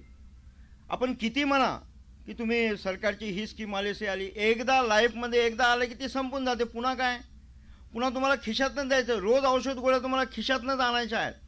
तर याला कसं स्वस्त करता येईल. म्हणजे कधीतरी अब्दुल कलाम एका हॉस्पिटलमध्ये गेले आणि त्यांनी जेव्हा एका मुलीला ते वजनदार प्लॅस्टर पाहिलं, ते मेटल, त्यावेळी त्यांनी विचार केला, बसले आणि सगळ्यात हलकं मेटल आणि स्वस्त मेटल कसं आपल्याला त्या याच्यात लावता येईल याचा त्यांनी विचार केला आणि ते आणलं त्यांनी. तर अशा प्रकारचं आपल्या या सगळ्या सिस्टीममध्ये अत्यंत कमीत कमी पैशामध्ये सामान्य माणसाची कशी ट्रीटमेंट होऊ शकते. आणि का असं की देव मानायचा ना, ते आपापला विषय असेल. पण इथं आपल्याकडे आहे, प्राणायाम आहे, योगा आहे. आता म्हणजे बसवलं पाहिजे पेसमेकर असं सांगितलंय. मी गेल्या 4 वर्षामध्ये 603 जिल्ह्यात प्रवास केला आहे. उद्या संध्याकाळी पुन्हा मी प्रवासाला जाणार आहे. हार्ट 23% चालू आहे. 4 गोळ्या सांगितल्यात, हे सांगितलं आहे. आणि मी इतके हार्टचे पेशंट पाहिलेत तर ते बाहेरच पडत नाहीत. का नाही, डॉक्टरने सांगितलं हे नाही करायचं, ते नाही करायचं, ह्या गोळ्या 4 गोळ्या कंपल्सरी. तो ते करता करता त्याचे दुसरे मेंटल प्रॉब्लेम सुरू झालेले आहेत. तर मला वाटतं की हे योगा प्राणायाम हे आपलं हजारो वर्षापासून चालत आलं आहे, की ज्याने आपल्याकडे असं म्हणलेलं आहे मृत झालेल्याला सुद्धा मसाज मालिश केली. तर मी पाहिलं आहे डॉक्टर भोसले, डॉक्टर नाही, एक भोसले नावाचे ग्रस्त होते, क्रांतिकारक, सातारा जिल्ह्यातले, आणि त्यांना कुठेतरी त्यावेळी डॉक्टर व्हायचं होतं. ते केईममध्ये त्यांनी त्या ठिकाणी झाडाला पाणी टाकायचं काम केलं. आणि एकदा सगळे डॉक्टर सुट्टीवर होते, ते एक पेशंट आला अपेंडिक्सचा, आणि आता त्यांनी सांगितलं मरेल हा. तर हा त्या हॉस्पिटलमध्ये 15-20 वर्ष काम केलं. यांनी त्या पेशंटला ऑपरेट केलं डॉक्टर नसतानाही, आणि म्हणून त्याला तिथून काढून टाकलं. ही स्वातंत्र्यपूर्वीची गोष्ट आहे. आणि मग त्याच्या डोक्यात ते होते, ते सुभाषचंद्र बोसला भेटले मला डॉक्टर व्हायचं म्हणून, आणि ते जर्मनमध्ये गेले आणि तिथं फिजिओथेरपीचा त्यांनी कोर्स केला. आणि त्यावेळी त्याला विचारलं की तू काय दाखवणार आहे चमत्कार. आता त्यांनी विचार केला गेला अध्यात्माचा चमत्कार दाखवला पाहिजे. त्यांनी एक पेशंट आणा लावला आणि त्या टेबलच्या खाली 4 वाट्या ठेवल्या लागल्या पाणी, आणि त्या वाट्यात पाणी ठेवलं, त्याच्यावर टेबल ठेवला आणि 120 का सगळ्यात जास्त ताप असतो त्या पेशंटला झोपवलं. आणि ते म्हणलं तुमच्या सगळ्या डॉक्टरांनी चेक करायला टेम्परेचर बघितलं. त्यांचे सगळे जगातले तज्ज्ञ डॉक्टर उभे राहिले आणि हा त्या पेशंटची मालिश केली. एक 5 मिनटं केल्यानंतर त्यांनी सांगितलं त्या पेशंटचं टेम्परेचर बघा कमी झालं टेम्परेचर. पुन्हा 5 मिनटं मालिश केली, पुन्हा टेम्परेचर कमी झालं. आणि चौथ्या वेळी त्यांनी पाहिलं त्या खाली वाट्या ज्या होत्या त्या वाट्यातलं पाणी तापलं होतं आणि याचा ताप 0 झालेला होता. हे ते शिकून आले. ते प्राणायाम करायचे तर जमिनीवरून 4 फूट उंच जायचे. ते 2 इंग्रजांची हत्या करून पळून गेले होते. त्यांच्यावरती स्पर्शविद्या नावाचं पुस्तक पण उपलब्ध आहे भोसलेंचं. ती बेले नृत्य करणारी जी इंग्लंडची होती ती नृत्य करता करता पडली आणि तिला जगातल्या तज्ज्ञ डॉक्टरांना बोलवलं इंग्लंडच्या राणीने. सगळ्यांनी सांगितलं ही आयुष्यात पुन्हा नाचू शकत नाही. आणि म्हणून त्या इंग्लंडच्या राणीने नेहरूंना फोन केला, प्रॉब्लेम आहे. तर नेहरूने या भोसलेला सांगितलं जरा भोसले जाऊन या तुम्ही तिकडे. का तर हे भोसले म्हणजे काय, नेहरू, गांधी, सुभाषचंद्र बोस या सगळ्यांची ते मालिश करायचे. हे थकायचे प्रवास करून, देश स्वतंत्र झाला पाहिजे याच्याकरता. यांनी मालिश केली की ते गाढ झोपायचे. त्यामुळे या सगळ्यांशी त्या भोसल्याचा संपर्क होता. यांनी त्या भोसल्याला पाठवलं. भोसलेने बघितलं आणि भोसलेने त्यांना सांगितलं 40 दिवसाची नंतरची डेट तय करा, ही बेले नृत्य करेल. ते सगळे ॲलोपॅथी भोसलेले सगळे डॉक्टर जगातले ते हा पागल माणूस आहे. राणीला सांगितलं याच्यावर काय विश्वास ठेवता. राणीला नेहरूंवर विश्वास होता. त्यांनी पाठवलंय का तर ते सगळ्यांचे करायचे. त्यांनी 40 दिवसाची तारीख नक्की केली. आपल्या सगळ्यांच्या माहितीसाठी 40व्या दिवशी पब्लिकली नृत्याचा कार्यक्रम ठेवला. जगातले लोक बोलवले आणि त्यात त्या बेले नृत्य करणारीने 40 दिवसाच्या ट्रीटमेंटवरती पुन्हा त्या ठिकाणी बेले नृत्य केलं. हे सगळं आहे. तर या सगळ्याला एकदा पुनर्जीवित करण्याचं काम आपल्या सगळ्यांचं आहे. आणि अशा अनेक शास्त्र आपल्या इथले उपलब्ध आहेत. फक्त त्याचा अभ्यास करून मी एवढंच कळकळीची विनंती करेल की स्वस्तात स्वस्त कसं या टेक्नॉलॉजीला कमी पैशामध्ये सामान्य, आणि आपल्या या सगळ्या टेक्नॉलॉजी कुठे आल्यात, या शहरापर्यंत येऊन थांबलेल्या आहेत. फुल स्टॉप लागला शहरात. मी 610 जिल्ह्यात गेलो. छोट्याशा पाड्यावर जिथं बस नाही जात, छोटी गाडी जात नाही, अशा ठिकाणी मी 15-16 किलोमीटर पायी जाऊन कुपोषणाचा सर्वे केलं. आमचं सरकार दरवर्षी 200 ते 300 कोटी रुपये कुपोषणावर खर्च करतं, पण कुपोषण कमी झालं नाही. आम्ही शिकणारे मेडिकलचे विद्यार्थी सोबत घेतले. 65 गाव, नाशिक, ठाणे, नंदुरबार, जळगाव या 4 जिल्ह्यातल्या वनवासी भागातल्या कुपोषणाचा सर्वे केला. त्यांचं वजन उठून, चमडी हे करून ABC कॅटेगरी तयार केल्या. आणि आम्ही 45 दिवसामध्ये जर आता कधीही म्हणू शकतो अशा बाळाला आम्ही B कॅटेगरीत आणलं. केवळ राजगिरा, गूळ आणि शतावरी हे टाकून राजगिऱ्याचे लाडू केले. आणि 45 दिवस त्या मुलांना सकाळ आणि संध्याकाळ 2 लाडू फुकट आम्ही 65 गावामध्ये वाटले. या 65 गावात कुपोषणाचं चित्र आम्ही बदललं. मी विचार करतो 250-300 कोटी रुपये दरवर्षी सरकार कुपोषण कमी करायला घालतं. आणि मी जेव्हा भेटलो तेव्हा त्यांनी सांगितलं तुम्ही सांगता त्या पद्धतीने जर का कुपोषण दूर केलं तर हे 250-300 कोटी रुपये कुठे ठेवायचे, हा सगळ्यात मोठा प्रश्न सरकारचा पण असेल, मधल्या यंत्रणेचा पण असेल. आणि म्हणून हे कुपोषण कधीच कमी होत नाही. ते कुपोषण दरवर्षी वाढतं. आम्ही त्या गावात सांगितलं पपई तुमच्या दारात येते, ती पपई खा. तुमच्याकडं गूळ उपलब्ध होतो. त्यांच्याकडं गूळ म्हणजे उसाचाच नाही, त्या फळापासून पण गूळ तयार करतात. तर तुम्ही ते गूळ खाती सिंधीचं झाड असतं, आपण कोणी पाहिलं त्याला नीरा तुम्ही पिता रस्त्यावरती. सकाळी लवकर तुम्ही जर का तिला, अनेक जणांचे न्यूरो प्रॉब्लेम विदिन सॉल्व्ह होऊन जातील. सकाळी 7 दिवस तुम्ही एक ग्लास ते नीरा प्या, काढल्या ते गाडगं लावून ठेवतात, त्याच्यात थेंब थेंब पडतं. ते सकाळी जर पिलात की तुम्ही त्याच्यापासून गूळ करतात. आम्ही ते गूळ घ्या आणि तुमची ते भात खातात तिथे, वांगा आणि भात, लोह मिळतं वांग्यातनं म्हणून वांगा आणि भात 1 चमचा शतावरी टाका, महिला कुपोषित होणारच नाही. आणि हे आम्ही प्रयोग केला. आता अशा अनेक गोष्टी आहेत. मला वाटतं की अशा सगळ्यांना या टेक्नॉलॉजीमध्ये कसं टाकता येईल ते मला नाही समजत. पण तुम्ही सगळेजण इथं आहात, आज दिवसभर चर्चा होणार आहे. तर अशी सगळी जी टेक्नॉलॉजी आहे ह्या इन्स्ट्रुमेंटमध्ये नाही बसवता येत. पण अशा आम्ही वस्ती शाळा सुरू केली, अशा आम्ही आजीचा बटवा आपण ऐकला, हे आम्ही केलं आहे. मी हरियाणामध्ये सुद्धा ती कन्सेप्ट दिली आहे गावागावामध्ये की डॉक्टर उपलब्ध नाही आहे, त्या गावातला ज्याला वाचता लिहिता येतो, बोलीभाषेमध्ये शिकला, अशा मुलाला दिवसभराचं प्रशिक्षण द्या. त्याच्याच आजूबाजूला जडीबुटी आहेत, ते तिथं दगडफुटी मिळते आमच्याकडे पान. तुम्ही तुमची गोळी देऊन, इंजेक्शन देऊन रक्त कधी थांबल माहीत नाही, त्यानं ते लावल्या 10-15 मिनटं तुमचं रक्त थांबतं, तिथंच पाला भेटतं. तर अशा काही गोष्टी देऊन प्रायमरी हेल्थ गावात कशी करता येईल असं आम्ही 500 गावामध्ये केवळ 500 रुपये ग्रामपंचायतीनं, 500 रुपये जिल्हा परिषदेनं, 1000 रुपये महिना त्या मुलाला द्यायचा आणि त्याला नाव दिलं आजीचा बटवा. म्हणजे खोकला, ताप, फडसं, छोट्या छोट्या गोष्टी ज्या आहेत याचं ट्रीटमेंट त्यांनी त्या आजीच्या बटव्याच्या नावाने त्या मुलांनी करायचं. थोडं जास्त प्रॉब्लेम आला की त्याला दुसरीकडे रेफर करायचं. अशा प्रकारचं आम्हाला टेक्नॉलॉजी नाही, पण अशी सिस्टीम आम्ही फिरल्यानंतर आमच्या अनुभवातून आम्ही सुरू केली. मला वाटतं सर्वे भवन्तु सुखिनः, सर्वे सन्तु निरामया, सर्वे भद्राणि पश्यन्तु मा कश्चित् दुःख भाव भवेत. आमच्या आजच्या थीमचं सुद्धा थीम तीच असली पाहिजे. आणि त्या थीमच्या माध्यमातून आपल्या सगळ्यांची जी बुद्धी आहे, जे कौशल्य आहे, हे सगळं असं शेवटच्या व्यक्तीपर्यंत कसं जाईल त्याचा आपण सगळ्यांनी विचार करावा.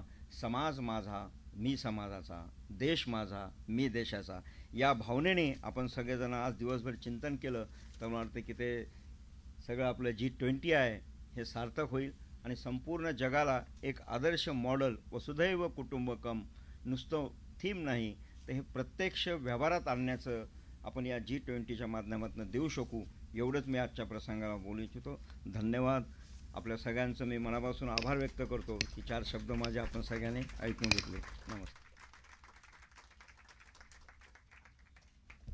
Thank you, sir. I now request Dr. Sapna Rao to give the vote of thanks on behalf of the host.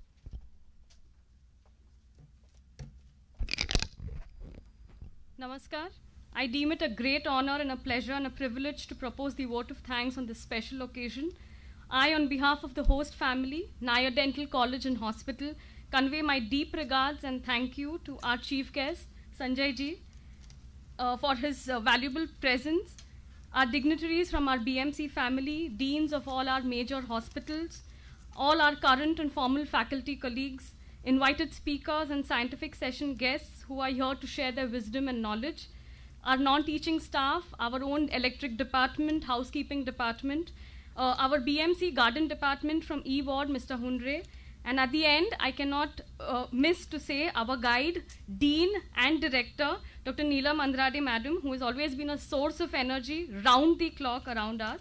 Fortunate to be backed with a dedicated students committee and volunteers. Thank you. Last but not the least, our participants who have brought in an enthusiasm and energy in these huge counts that they're attending the event. So I conclude by saying, if time was money, today you have spent millions for us. Thank you, one and all. I request everyone to kindly rise for the national anthem.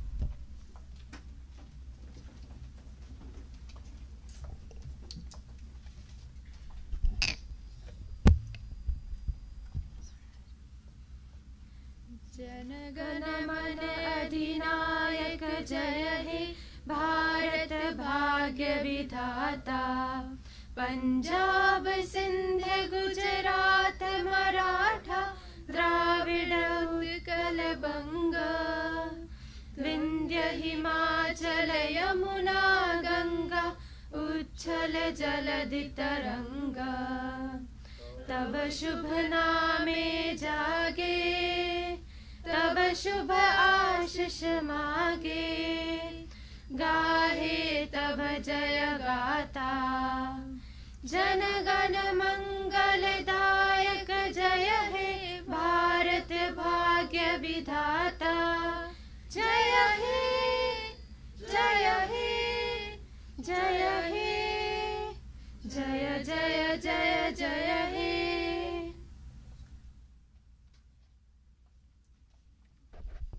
I request everyone to please be seated as we'll start our session in the next 2 minutes.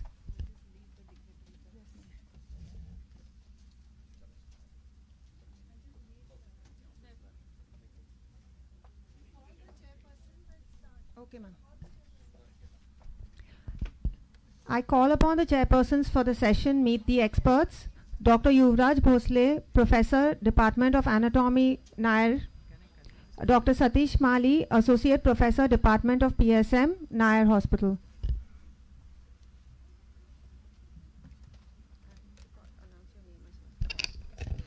Our first expert for the session is Dr. Sanjay Swami.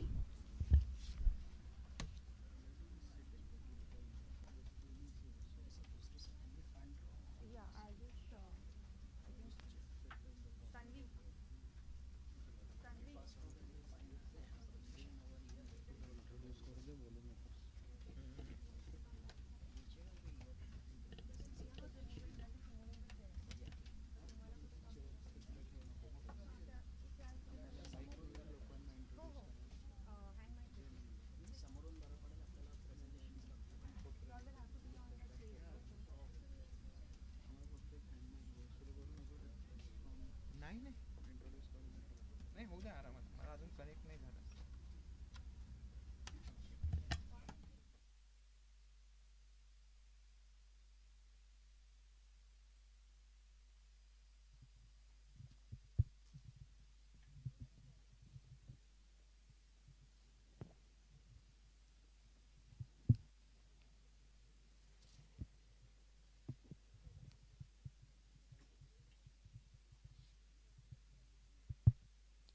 So we are starting with our first session, and the first speaker, Dr. Sanjay Swami. Although when you look at Dr. Sanjay Swami, he looks like a 18-year-old boy, but he has 18 years experience in biochemistry, so that is 18 plus 18.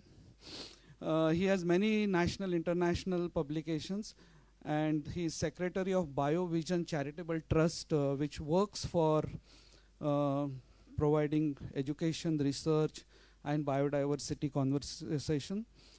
He is a recipient of Savitribai Phule Gaurav Puraskar 2022 and Young Scientist Award in 2022.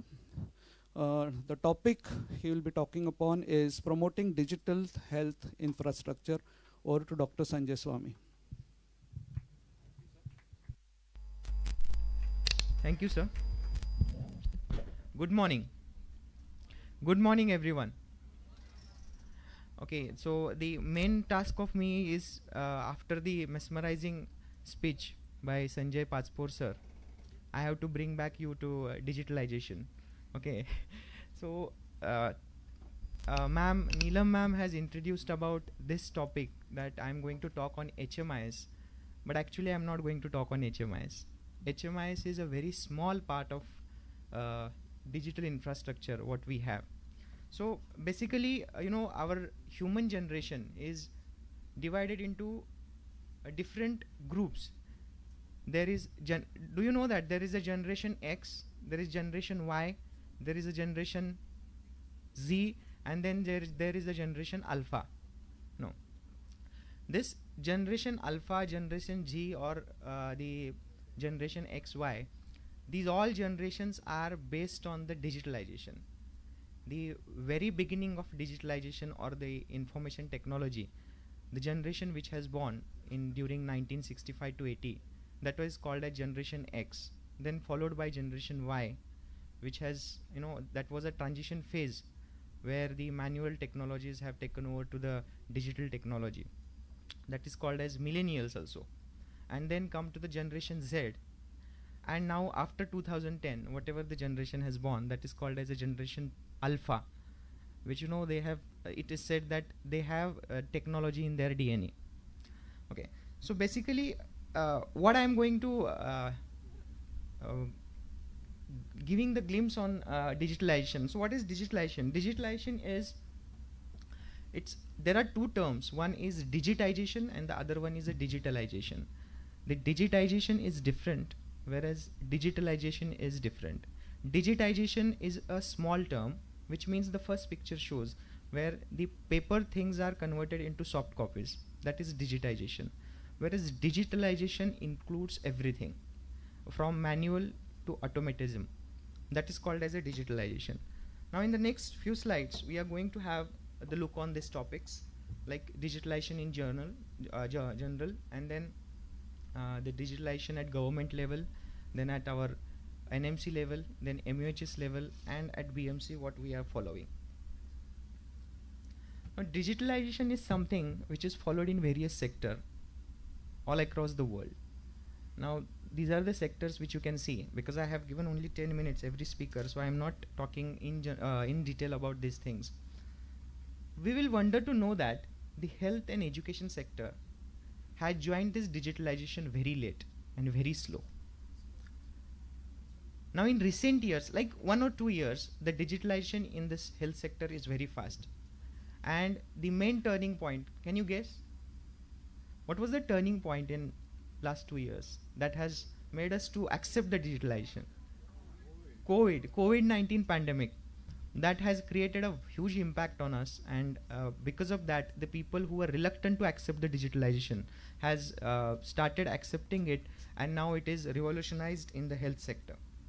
Now in health sector, we can use digitalization at various domains: the patient care, administration, education, and research. So these are the main domains which I have selected, in which you can use the digitalization facilities. These are the terms which you can see, that electronic health records, which it means, like by its meaning, is creating a digital record of every patient or every individual who is into hospital. So HMIS or HIMS, these are the two, information word is first and then information word is later. So these two terms are one and the same. So HMIS is a part of this system. It is not something which is, HMIS is not everything about the digitalization. HMIS is a very small part of it. So then in administration, we are already using it, but there are various tools, and the effectiveness of this digitalization is not yet come in our system. Then in education, after COVID especially, we have started using this digitalization mainly. The online courses, then webinars, e-learning platforms that have come forward afterwards. The very interesting thing is virtual reality and augmented reality. These are the actually upcoming fields where education field can use it. So what is virtual reality? Virtual reality is like, you might have went into a mall where the game zones are there, where they just put a VR machine on your eyes, and then you have a tour. Then there is a bumpy road and all everything. Similarly, same kind of situation can be used for a body, where you are putting up that VR and you have a human body, and in the human body you can have a tour. You can just see that where is the heart placed, and besides the heart where are the position of different anatomical organs and all. So this is kind of a gamification of what you are learning, and that makes you learn very fast and understand the things very nicely. Then I did not to tell that in research this digitalization has worked very fast, and it has given us a lot of inputs from it. Besides this, what are the important aspects of the digitalization? The main future, or you can say that this is the coming future, that is generative AI. AI means artificial intelligence, that you know it. Now generative AI means what? A generative AI is when you are putting some raw inputs to the robo or to the AI. It gives you the summary of that, or it gives you the mixing and all, everything what you have input into it. Like for example, if you are giving a speech, and if you want to give a speech and you want to write it through this generative AI, just give the topic, tell the audience which are the audience over there, and then at what level you want it, whether you want it at a formal level or creative level and all. If you just input these things, the generative AI will prepare your speech, and that speech you can use.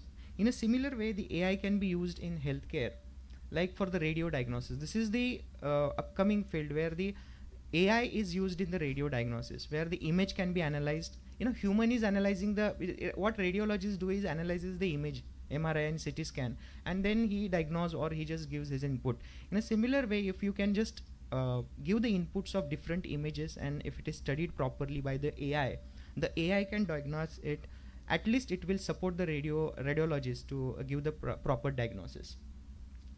Then basic skills are being taught to this AI. For example, the Alexa, everybody knows Alexa is one of the AI, which is the name given by the Amazon. Okay, and then there is a Siri and lot many are there. Recently the American Heart Association has taught this Alexa the steps involved in this resuscitation.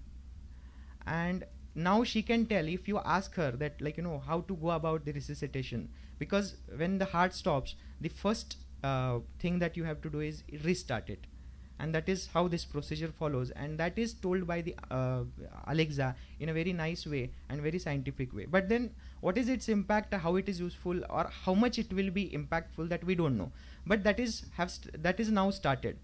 The another skill the Alexa is learning is the being a companion for the elderly persons, just the elderly person who are alone at home. If they talk with the Alexa in general, like how are you Alexa and all, the Alexa will respond accordingly, and she will talk with them. She can share stories and jokes with her, whoever is the person talking to her. So this way we can use that in a maintaining the mental health. Similarly, in drug discovery, then in diagnosis based on the clinical and the clinical inputs and the clinical symptoms, or the laboratory inputs, like put up the laboratory inputs, radio imaging, then some of the biochemical parameters, pathological parameters which you have investigated, and what are the clinical symptoms, give it to the AI, and based on that, whatever your search is, that will be narrowed down by the AI, and it will tell you that the possible diseases the person might be suffering is this and this. This will help the clinician a lot. Then, as I told you, that the digitalization is not about just digitizing the things. It is about the automatism and robotic surgeries and all. Everybody knows. This is pneumatic chute system which is used in the laboratories. Most of you might be knowing this. What is pneumatic chute? Pneumatic chute is somewhere you can just take up the sample from the patient and put it into that cylinders and press the button or the number where you want that sample to be sent. Through this piping system, that sample will go to that particular laboratory or wherever you are destined with, and there the recipient will take that sample. So you can save the time, you can save the manpower, and by using this computerized system. So that is how this digitalization can be used, and it is the future. Now our government has taken an initiative, and in this initiative the government has first step was the Aadhaar. First we have created Aadhaar, then we have health IDs for the patients. So I'm not going into the details of it. Personal health records, the headings itself will tell you that what is it and what are the initiatives taken by the government. Then there is health. Recently, very recently, I think last year or 1.5 years before, the NMC has started this health facility registry, or the government has started, where you can have a repository of the hospitals, and then there is a repository of doctors as well, clinicians, and this e-Sanjeevani OPD and all these concepts have come, and that is being implemented all over the India.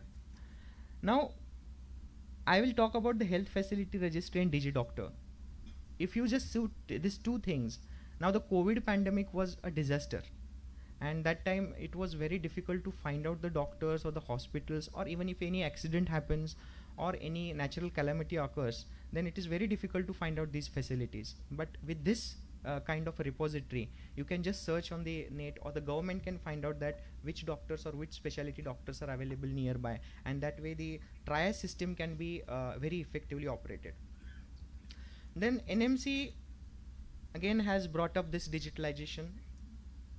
It is the efforts of NMC to regularize the medical colleges by the biometrics to check the attendance, then by this CCTV camera surveillance to check the OPDs and the attendance of the doctors or the professors over there, and then the HMIS where from the NMC can collect the data from the patients or what type of patients are coming to any hospital. If you come to the MUHS has already implemented these many services. Now you will see that these services are available with MUHS or even to the government, but the problem is we are not effectively using it. So for example, online teachers data, there is a OTD system available with MUHS, but still every inspection we have to give the list of the faculty or the list of the those who are teaching in the college. This needs to be updated regularly, and if it is updated, I don't think that the MUHS need it. Then again the examiner's name has to be given, and then this system, if it is effectively used by the MUHS, I think that many works of the MUHS can be brought down very fast. Then there are different systems like online practical mark theory submission, which is already in operation. Then recently, like in the last month, the online assessment has been introduced by this MUHS. Now what MUHS did is there is an online assessment wherein a examiner has to go to the digital center and assess the papers.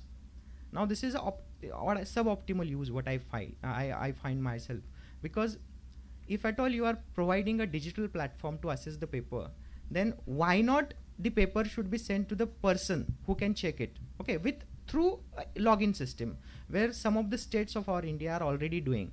Now there is always a question that is asked, what about the security? Anybody can check, okay, but then there is a webcam which after 3-4 or random minutes it will see that whether the same person is sitting there or not. So that kind of system or the security has been introduced by those states, and they are implementing it.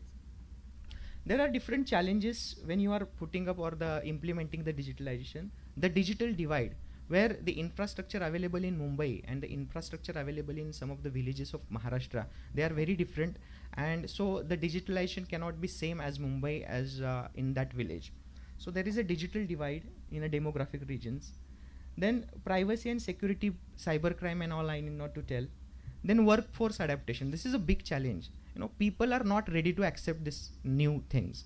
If the HMIS comes, then there is a certain group of people who will always oppose it. When biometrics comes, there is certain group of people will always oppose it. Okay, so we have to see the pros and cons. We have to take everybody into confidence and then solve this, whatever the queries or the doubts they are having about the system.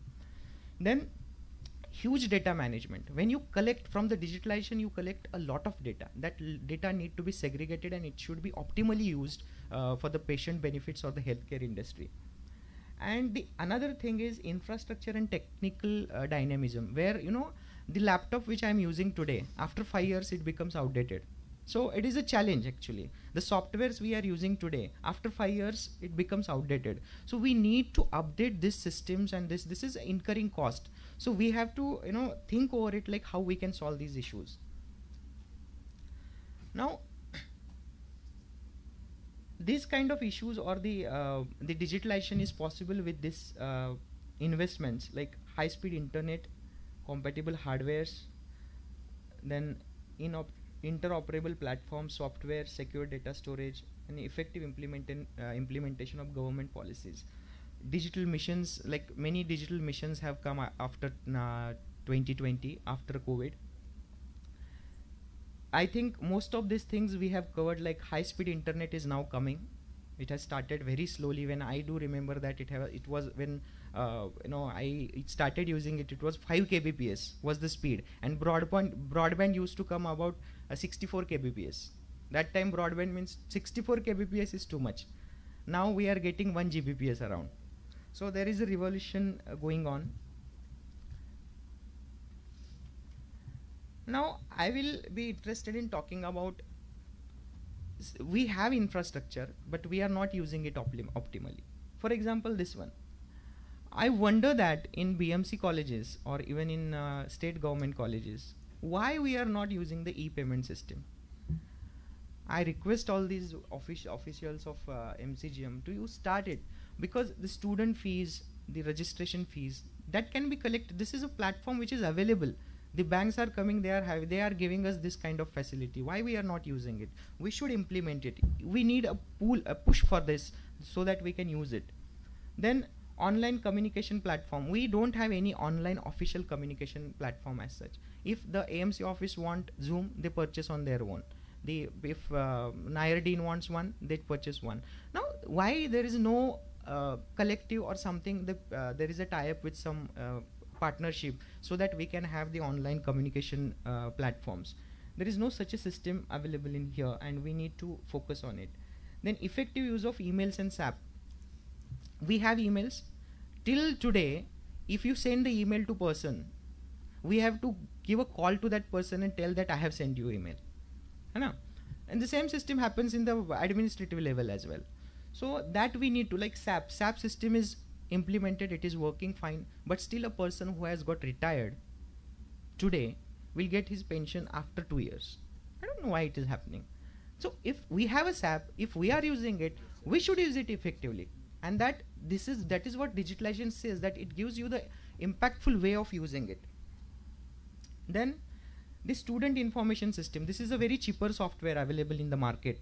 It costs per student 10 rupees or 200 rupees per year, wherein we can have the fees, all the data, personalized data of the students can be secured, it can be kept, and by this you can have this various ways by which you can maintain the student information system. You can give them different certificates and all. So I will conclude my topic with this is what the digitalization gives you.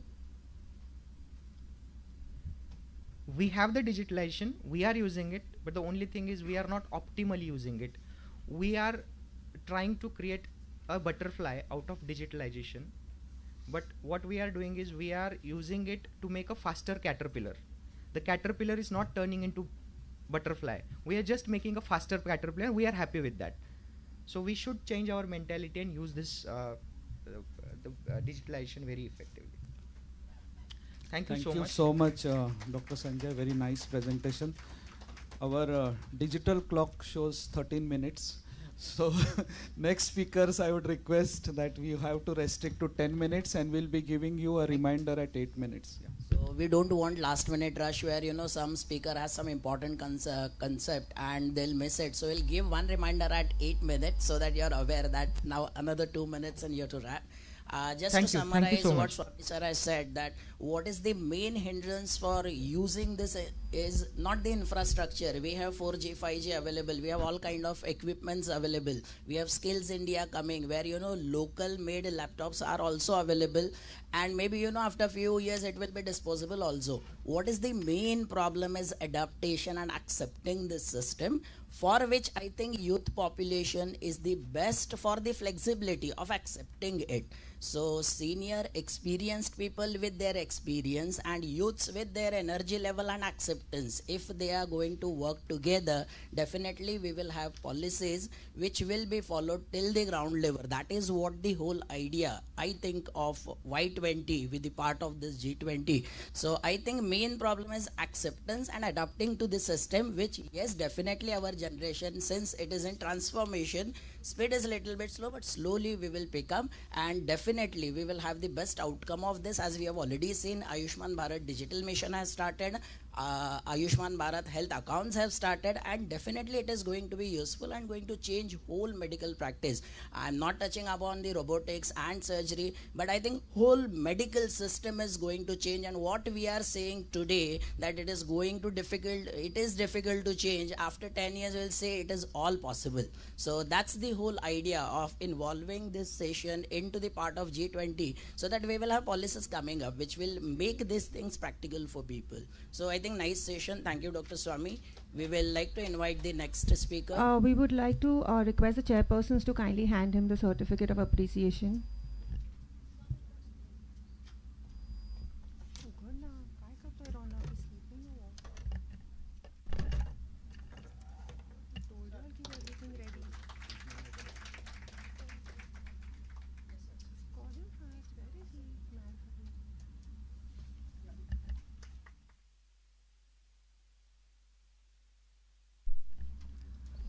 We call upon our next expert for the day, Dr. Aditi Ade.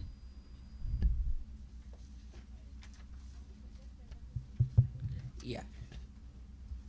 So as you said, one reminder will be at 8 minutes so that you can wrap up your talk. I'd like to introduce our next speaker, Dr. Aarti Adhe Rosekar Madam. She is a senior consultant in IVF and gynecology at Hinduja Hospital, Mahim. She is obstetrician by occupation, more than 20 research papers in her credit at national and international journals. She is working in this field for more than 10 years. And additional part is she is also known for her social activities through the organization called Sevankur, which she has been appreciated for the work done during the COVID time through this organization. She is an orator, a teacher who conducts training program for reproductive medicine. She is also reviewer of Journal of Obstetrics and Gynecology. Today she is going to speak about improving physical and mental well-being through adoption of traditional medicine and yoga. So, stage is yours, madam. You can start.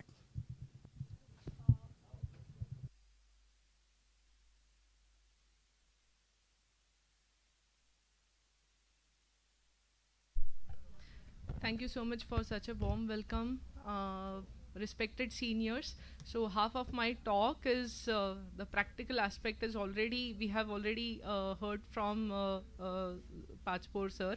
And I'll be speaking about the theoretical aspect now. So basically I'm a gynecologist and IVF practitioner, but as Kranti knows my background and family, so I am a best person to tell you about the traditional medicine, because I have all kind of pathies in my family. So my medical journey started because of my father, who's Ayurvedic medical practitioner, and he works in a very small town. And whenever there are like rare medical disorders, the diagnosis is also difficult, but still whenever I tell him that how in like childhood, whenever I used to ask him, how are you going to diagnose what is there and how are you going to treat in such a small place, he used to tell me, Garaj hi shodhachi janani ahe. So as you face the needs, you definitely try to find out the solutions. And if today I think we are all maximum allopath and western we are trying western medications, but I think if I ask you all, are we really practicing our traditional medicine in our daily use? I think I say yes. Even if you say no, you eat all the Indian diet, you follow all the cultural things which are there incorporated in our lifestyle. It's just that we are not notifying it, we are not giving respect to that thoughts, and we are not specializing and we are not labeling that as a traditional medicine. I feel G20 has given us, particularly Y20 here now, has given us a very good platform to give respect back to our traditional medicines. So I feel even if you are following the westernized medicine, I feel you should notice certain things and try and respect our traditional medicine from henceforth. So basically our traditional medicine has given us swasthasya swasthya rakshanam. So westernized medicine is telling us to treat the disorders, but here in traditional medicine what we have learned is nobody is, except few inborn childhood illnesses, nobody is born with diseases. So whatever swastha we have got has to be protected. That is what our traditional medicine teaches, and we have such a long legacy of Vagpat Sanhita, Sushrut Sanhita and Charak Sanhita. Because of time restrictions I am running on my slides. So we are rich in traditional medicine. In India, about 70% of modern drugs are found in natural resources, and many other synthetic analogues have been prepared from it. It is reported that more than 60% of anti-cancer drugs on the market or in clinical trials are based on herbs. Currently, about 80% of antibacterial, immunosuppressive, cardiovascular and anti-cancerous drugs come from plants. More than 70% of 177 approved anti-cancerous drugs are based on natural products. Ayurveda, which is our Indian culture, is the most important representative of all of them. Indian medicine is not only a means of medical treatment but also a healthy way of life. It emphasizes that human health requires both personalized medicine as well as holistic approach. And out of world's plant resources, India has got 8% resources, which is at least 44% can be developed into drugs. So what WHO says about traditional medicine? So traditional medicine is nothing but the sum total of, so here I am playing the role of Naneshwar, as sir said, that you all know everything, but I am just trying to put it in front of you all. So the traditional medicine by WHO is sum total of knowledge, skill and practices based on theories, beliefs and experiences indigenous to different cultures that are used to maintain health as well as to prevent, diagnose, improve or treat physical and mental illnesses. Throughout the world, majority of population continue to rely on their own traditional medicine for their primary healthcare needs. We have also labeled traditional medicine as either complementary or alternative medicine. More than 80% of world's population, over 170 of WHO's 194 member states, currently use some form of traditional medicine. In India, we are using Ayush. Ayush is Ayurveda, Yoga, Siddha, homeopathy. Few of them are acupuncture, acupressure and indigenous therapies. So whole world now needs it. And the basic need, as my previous speaker said, I mean, he has taken you to the modernization. I'm taking you back to our history and ancient things. So basically, COVID has taught us a lot, and in COVID we have learned that we really need certain kind of treatment which we can still follow at home, and that is our traditional medicine. Also, the whole world needs it because the countries have aging and highly urbanized population. High morbidities and high mortalities are seen mainly in non-communicable diseases nowadays, which include cerebrovascular, cardiovascular, cancers, respiratory illnesses, metabolic disorders, diabetes mellitus. As we all know, those who are here and who are practicing medicine, everybody knows by maybe 2025, India is going to be the capital of diabetes mellitus. Insulin resistance is found in all kind of age groups. So definitely we need to streamline our lifestyle by using either yoga or traditional medicine. Hence the first India US workshop was conducted on 3rd and 4th of March in 2016, and there was a common dialogue between Ayush as well as NCI. NCI is the US based organization, and where they have discussed a long-term plans which now I think we should implement in our practices. So Ayurveda is Ayu and Veda, which is science of life. It is a comprehensive system that places equal emphasis on the body, mind and spirit, and it strives to restore the innate harmony of the individual. It is practiced in India for over more than 5,000 years. Charaka, Sushruta and Acharya Nagarjuna, Vedas 5000 BC, which describes about 100 plants and treatments of various diseases.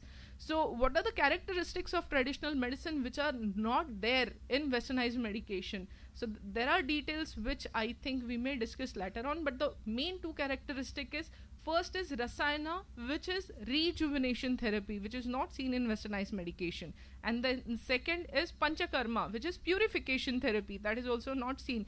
Detoxification is the new term which has come, but if you see the ways of detoxification in westernized medicine, it is the same old traditional medicine which is like transformed in and modified into like new terminologies, and now they have labeled that thing as a detoxification. The basic scientific term is Panchakarma or purification therapy from Ayurveda.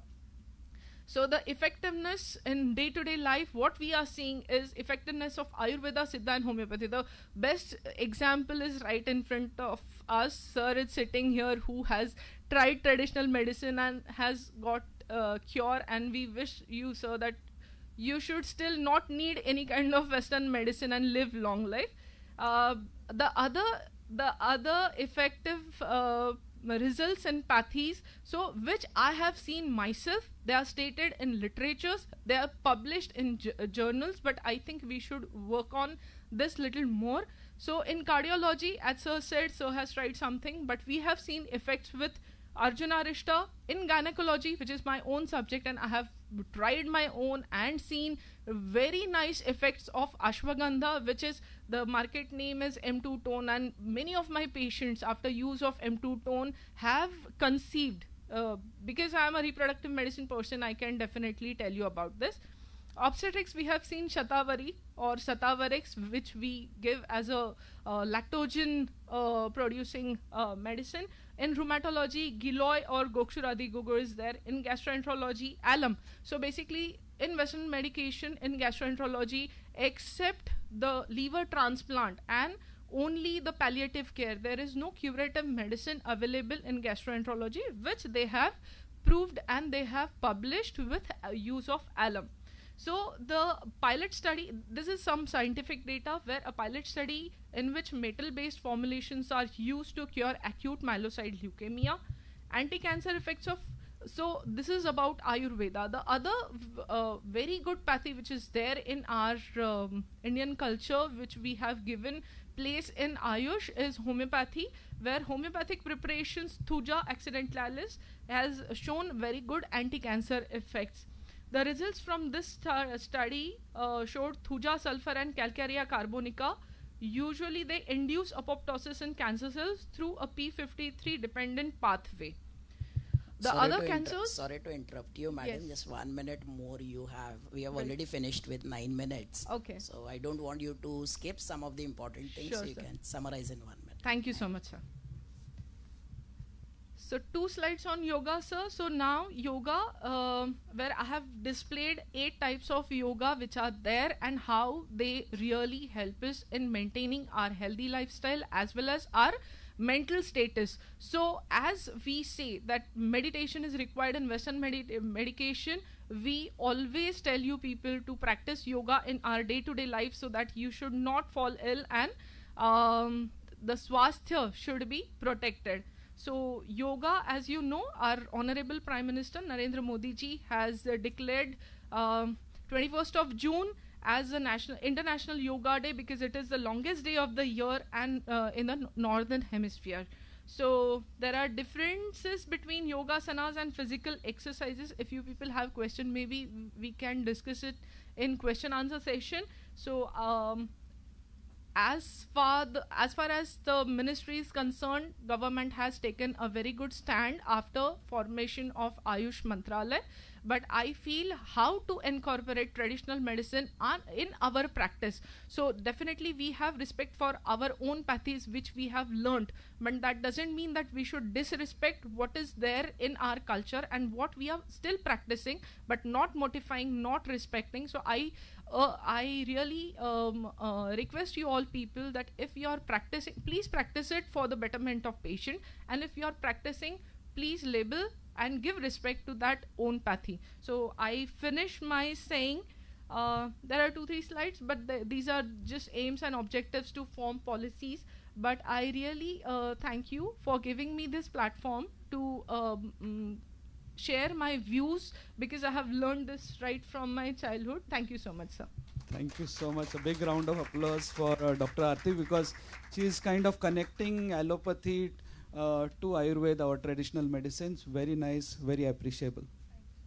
And I think that's the need of time, as madam has correctly said. Traditional medicine is based on theory, knowledge, beliefs and experiences, as Sanjay sir also shared his own experience.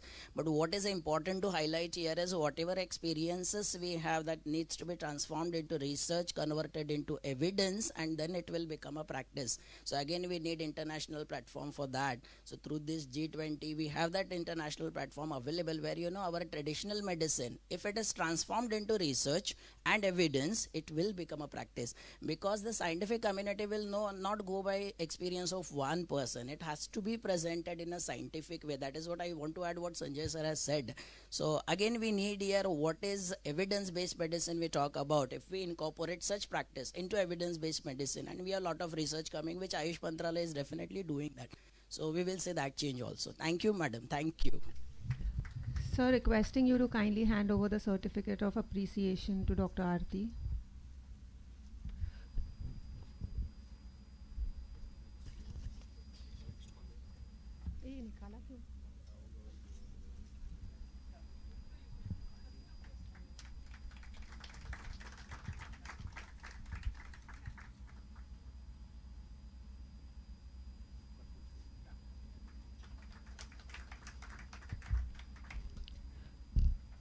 I call upon our next expert for the session, Dr. Aarti Ade. Sorry, Dr. Swati Rane.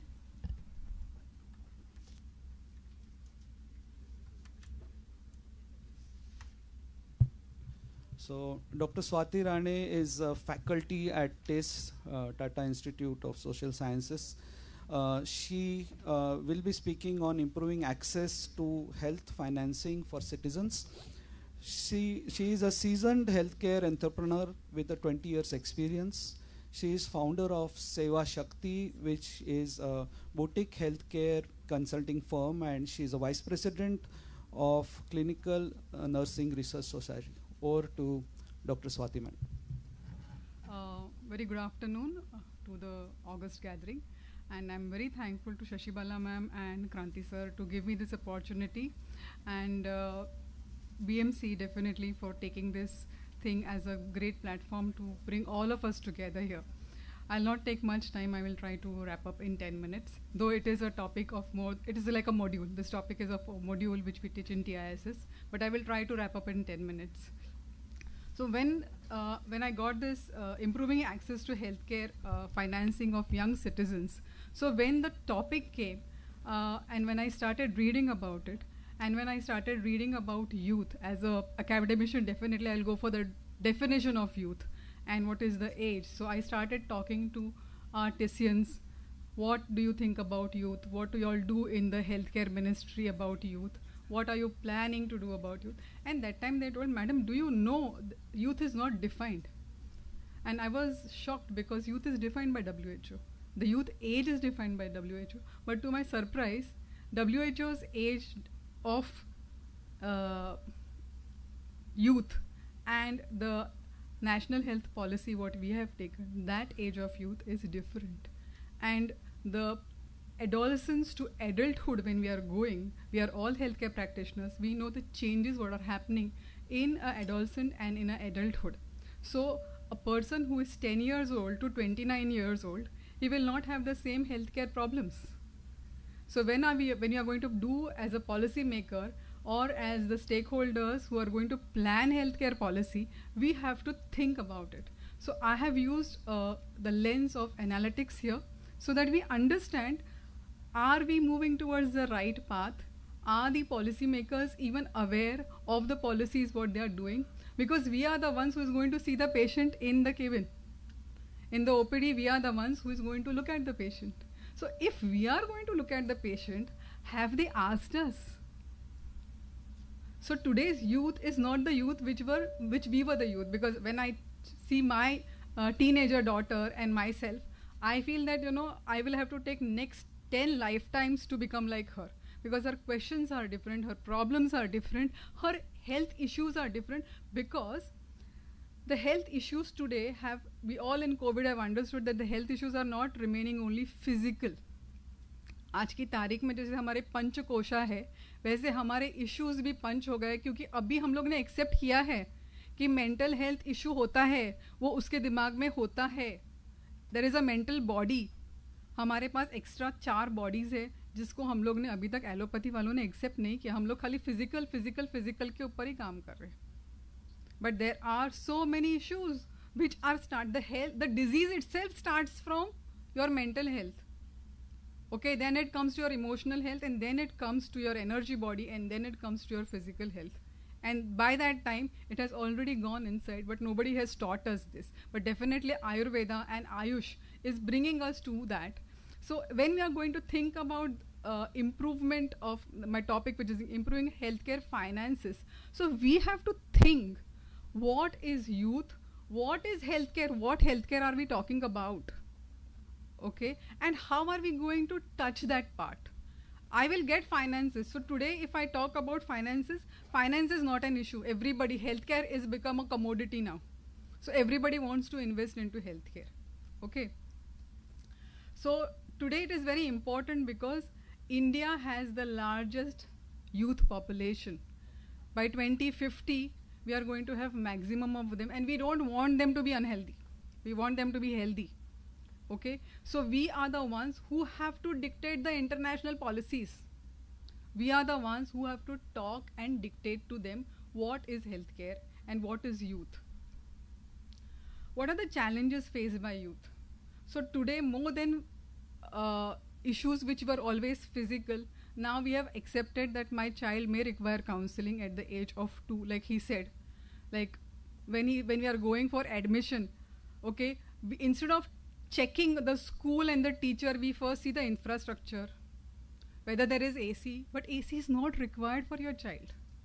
AC is bad if your child is there for 8 hours in the AC. He's not or she's not getting normal, regular air. So we have not even thought. But our youth are going where today? Today the youth, there is no social thing. You didn't have to make friends. Your friends were there already for us. Today the youth has to find friends on internet, on social medias. So everything is virtual. And we have not thought of it. So the issues of the health have changed. The challenges of health has changed. And we have to bring that thing in our mind, that what are those challenges, what we have to see. Today there is air pollution, malnutrition. Today even the child who is from the higher middle class is anemic because she wants to look good. My daughter, she doesn't have breakfast in the morning and she goes, because I want to maintain myself. She'll take time to apply makeup, but she will not take time to eat breakfast. So as a mother, I have to be very smart enough to, tell her that, if you eat this, your skin will glow. So I have to be very strategic. So just imagine what you have to think while you're going to deal with such patients. But today, do we have infrastructure for such patients? Is it easy for a young unattended or early pregnancy to attend in a private area, where we can talk to her, where we can counsel her? No. Today the issues are very different, as I have said to you. So even hypertensive cases in children are seen. So we have to understand that early unattended pregnancies are going to be coming on our faces. Okay, because the children are on mobile continuously. They are sexually active by the age of 10. And have we gynecologists thought about it? Unsafe sex, definitely. There are many school teachers who are facing these issues. They're saying, madam, because I also deal with schools education, and they say, we don't know what to do. We have not trained for it. So today we need to be given training to teachers first and parents first about all these things. Nutritional disorders, I have told, overweight and underweight both. Alcohol, tobacco and drug abuse, the next speaker will talk about. The mental health concern is the major. Suicide rates are increasing. Road accidents, injuries and sexual violence, domestic violence is going at a higher speed. So the patients, what you're going to see in next generations will be very different. You don't need your stethoscope and BP, then you need a calm mind yourself. So as per NFHS 5, almost 15.5% of girls and 1.6% of boys are getting married before their legal age. And this is a social issue. Nobody is talking about the social issues which we are facing. We are only thinking the patient as a physical body today. In the national health policy, both in the draft or in the current policy, there is nothing talk about the disabilities, nothing talked about the third gender. So we have to think about that. So these issues, as I'm telling you, are these issues considered in our national programs, policies, public health system? These are the questions which you have to ask, because you're the stakeholders, you are going to run the places. Are we equipped to handle these current scenarios? Is there an infrastructure? Is there a place where you can take a child who is, you recently heard a case where a doctor was killed by a psychic patient. The doctors are dying. Is doctors' life so cheap? So what are we supposed to do to make the infrastructure safe for the doctors, for the healthcare workers? And that's where the finance should go now. Madam, we are done with the 8 minutes. 2 minutes more for you. I'll just finish it. Now coming to the healthcare financing. So healthcare financing is a core function of health systems that enable the progress towards the universal health coverage by improving the effective service coverage and financial protection. And this we get from our taxes. This we get from the private healthcare. This we get from our NGOs. And this we get also from foreign funds. Okay, that is how the healthcare is run. I will make it more easy as possible. I'll not go into the... so it is generation, allocation and use of financial resources. So financial resources is a very complex thing. So understanding from where the money comes and where it flows, it's very complex. I told you it's a module in TISS. So India's health financing mechanism is largely based upon out-of-pocket because 80% is private healthcare. So definitely, only the person who has finance can get the care. Rest, thank you very much. Okay? So this should not be done. So health and well-being of the youth are essential, and most important, the personal development starts from the house, from the way the parents behave. So when our children have problems in the schools, I tell the teachers, please counsel the parents first. See to it that is the anger issues in the father and the mother, and then check it with the child. So these are the things what we have. So we have to change our lenses. We have to unlearn lot of many things, and we have to relearn and create new things for us. So National Health Policy has lot of schemes, but these schemes are very much again physically thought of, and mental health policy I am not regarding so high to it because I hardly see anything in it. So adolescent health programs are so many, I'm not going to read them, you know all of it. And this is the way the majority of the healthcare system expenditure is spent on, the public health, private, and the non-public and the non-government. So improving the access to healthcare finance, first, where is this patient going to be? The youth, I will not call the patient, where is our buddy going to be, the client going to be? The client is going to start from the household, in the schools, in the colleges, and in the workplaces. So all our healthcare financing should be turned around how I can make the environment friendly. First, the air, water, sanitation friendly. The schools where they are going, are the schools having no bullying policies? Okay. So our healthcare finances should not go to the drugs, to the pharma companies or the diagnostic companies, but they should come to the social organizations, to the counselors. Okay. So improved school health services, nutrition, as she rightly said, and Sanjay sir rightly said, कुछ boost वूस्ट का ज़रूरत नहीं है. नाचनी तवे पे सेक के grind करके अगर भाकरी नहीं अच्छा लगता है तो उसका सत्तू बना के खा लो मॉर्निंग में. So there are many such things which are coming. There are many organic foods which are coming which you can give to your children. So food, so basic thing for a person to be healthy is what? Good food, good sanitation, good environment, sunlight, exercise. Does it require crores of money? I don't think so. So I think we have to change our angle and we have to change our thinking, and let us come to the basic. If God has sent us without clothes, we really don't require such things. So let us come to the basics. Let us understand what the youth needs. The youth needs today your time. The children need today your time. The youth needs value system. Who is giving the value system? There is no moral science lessons taught to the youth. So please, when you are talking about healthcare financing, think about all these issues. Think about the importance of the child's freedom. Think of the child's importance of happiness. Happiness doesn't come by giving him iPhone, please. No. From that iPhone only that child will be talking and gossiping about your, the parents of us who are there. See, my mummy is not come yet. So there are many things which we have to think, and I will close the session by saying that think about preventive and be proactive. Then we don't require palliative. Thank you very much. Very nice, Dr. Swati. It was kind of a wake-up call for all of us and the task holders of the health infrastructure, people, how to plan the future for the current youth for the health. One point, actually I felt that Dr. Aarti had got quite a lot of solutions for the problems which you have spoken about, Ayurveda and yoga. We talk about psychosomatic diseases, our mind causing diseases to the body. That means the mind is so stronger, it can cause diseases to the body. We need to understand that mind can also heal the body, and that's what we all are speaking about. So I think a lot of problems for the youth, madam has already said, but at the same time there is a lot of potential also in this youth. So we have to provide opportunity to that potential, and we have to take care of those problems. I think that's the role as a seniors, what we have for the youth. So thank you, madam. Thank you very much. Thank you so much for giving me this platform. Thank you so much. I would just like to add, when the healthcare workers come, it is not only the doctors or the policy makers.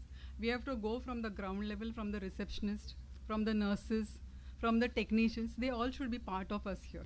So when we are talking about Vasudeva Kutumbakam, it should start with us. Because I'm just seeing doctors, and that is not right. We need socialists, we need social scientists, we need counselors, we need everybody, and that time we can achieve this, what we want to achieve. Thank you so much.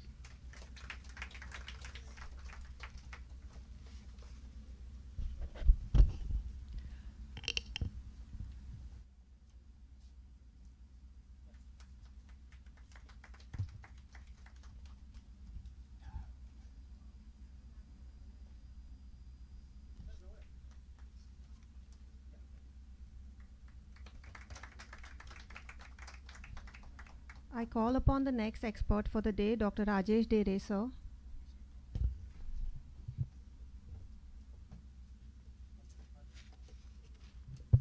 Hello. So by the time sir is reaching to stage, I'll try to finish introduction. Though we are running short of time, I think sir's introduction is very difficult to finish in the given time. But still, Dr. Rajesh Dere sir is presently head of the Department of Forensic Medicine and Toxicology at LTMMC Sion. Sir was dean and still he is a dean at BKC Jumbo COVID facility and nodal coordinator for all the deans of Jumbo COVID Hospital. Very recently, sir was also elected as a Senate member for MUHS and Board of Studies, and also is a secretary of Medical Legal Association of Maharashtra.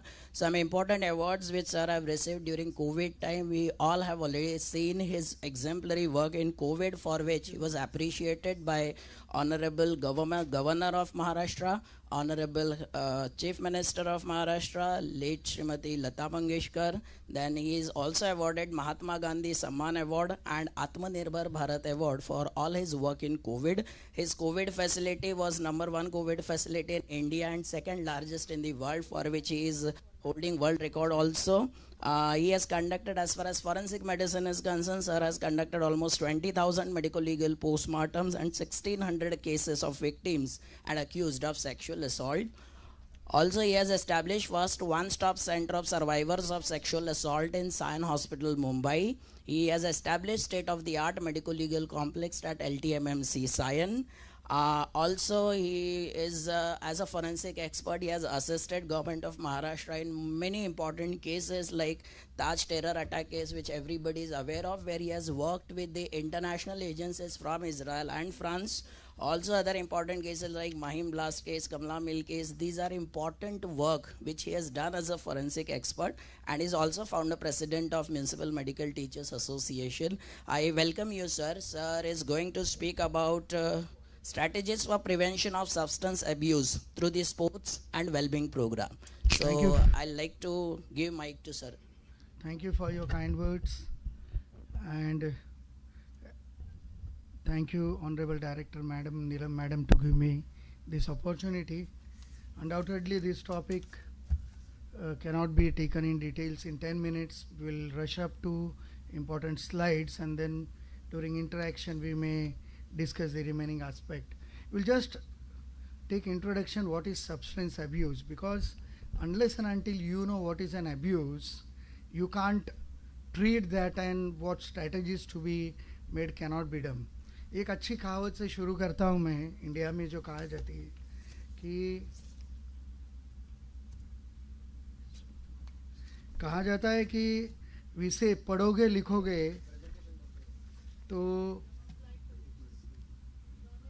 होगे नवाब, खेलोगे कूदोगे तो होगे खराब. I think सरांना माहीत असेल, you know, this is what is our mentality. जेव्हा आपण आपल्या मुलांनाही शिकवतो, यू नो, शिक्षण हे नोकरी कोणती चांगली भेटेल किंवा you know, so this is what its mentality we have to change now, and that then only we can have. See, substance abuse is undoubtedly a serious problem. I'll just give you a data of 2019, what UN official on drug and abuse has given about Indian government, which Indian government rejected, but I am just projecting how serious problem it is in India of substance abuse.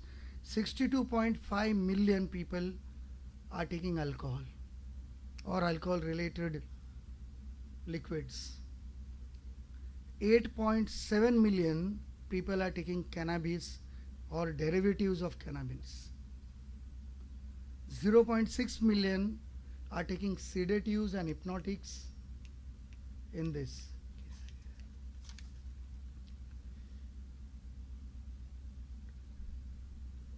What is this?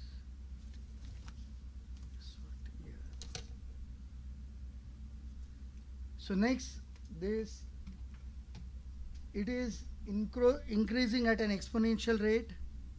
It can occur at any time, any point of in-person lifetime. Youths are always at an increasing risk if you go through the data of this. And we should know why the substance abuse is common amongst youth. Number one, something called as daily stressors are there.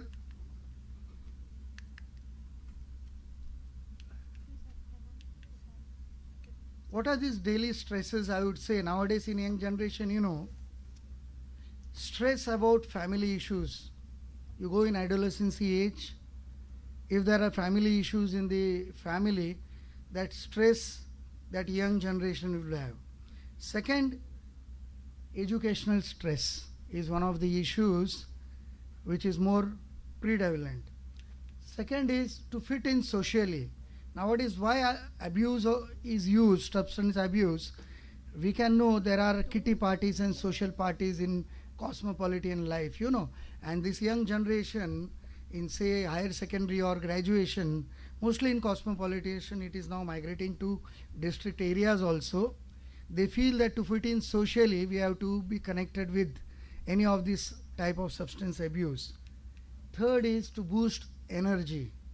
You know, booster energy. Many drugs, I can give you some LSDs. You know, if you take LSD, they feel they are in a picnic trip and something they are in it, that trip. So since these are the ways, then family histories is there, mental or behavioral health problem is there.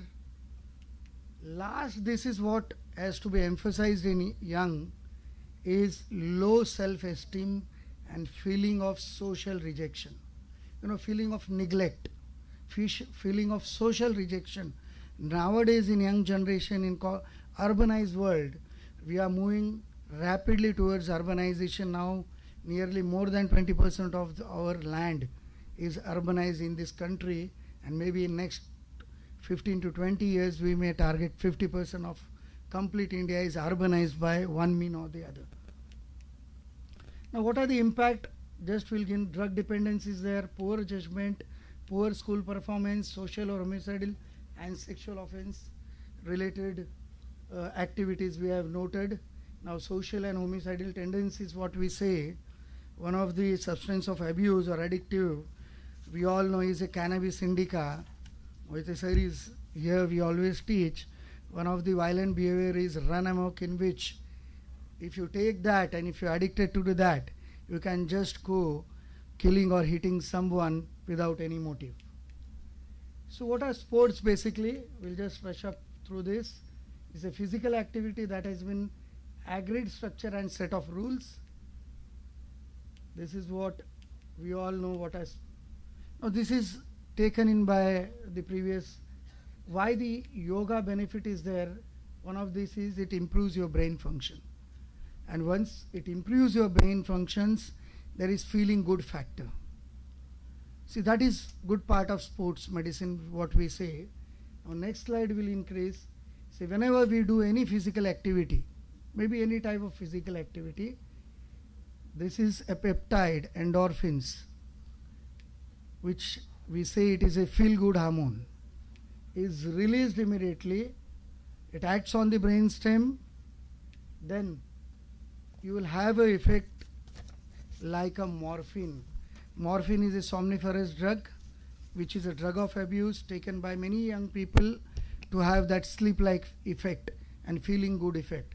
So if you do a sports medicine, if you do physical activity, you are naturally getting this effect. So why the young generation should go for using this substance abuse? These are types of sports and choices. One of these is, I'll give an example. If you go through team sports like football, what you are going to develop? You will develop social skills and conflict management, one of the well-being programs. This is what is important now. There are many interventions, what we can do, strategies. We'll only discuss what is important. Number one is intervention at different school level. This I think should be added, sir. Sir is here. आपण काय करू शकता school level program. Why we are saying now in urbanized, if you go to schools from 8th standard itself, you can see many are taking cigarettes, many are using drug of abuse. Now in Mumbai, MD, like you get in Pantapri also. We are well known about this, and it is prevalent in all these states and more in Chandigarh and Punjab like states where it is a havoc. So this intervention we have to do. We have to make sports medicine or sports as a compulsory subject in secondary and higher secondary. Sports should be with a true spirits. Education awareness has to be there. Public awareness is always there, but we have to enhance. What I feel in this, sir, when we go to the public lavatories, this is my practical experience. There you see commonly people having this chilim, ganjas and drug of abuse, and there the banners related to drug of abuse and prevention is not there. We have many other political banners or advertisement banners regarding that, but targeted areas of advertisement is required, sir. We are doing, country is doing a lot, spending a lot, but it should be targeted where it is required. It should not be in that place where it is not required. One of these is this. Then cultural activities, one act plays. I can remember 10 years before we used to do it. मी जेव्हा शाळेत प्रवलर होते तेव्हा आम्ही करत होतो. I don't know. One of the important, diffusion of innovation is a one act play. गावाकडे बाजार असतात तालुका प्लेसला, जिल्ह्याला. आठवड्यातनं एकदा, once in a week, सगळे जमा होतात तिथे. You do a 5 minutes one act play regarding information of substance abuse and how to avoid and what are the government policies we are doing. You need not to do much more poster baji and all this, which hardly one reads that banner of 10,000 or 20,000 rupees. So this is where I feel there are ways and means which are cheap, economical. Sports academy has to be there, financial support has to be enhanced. Now see this this promotion of sports by youth icon or public figure. Public figure can be anyone.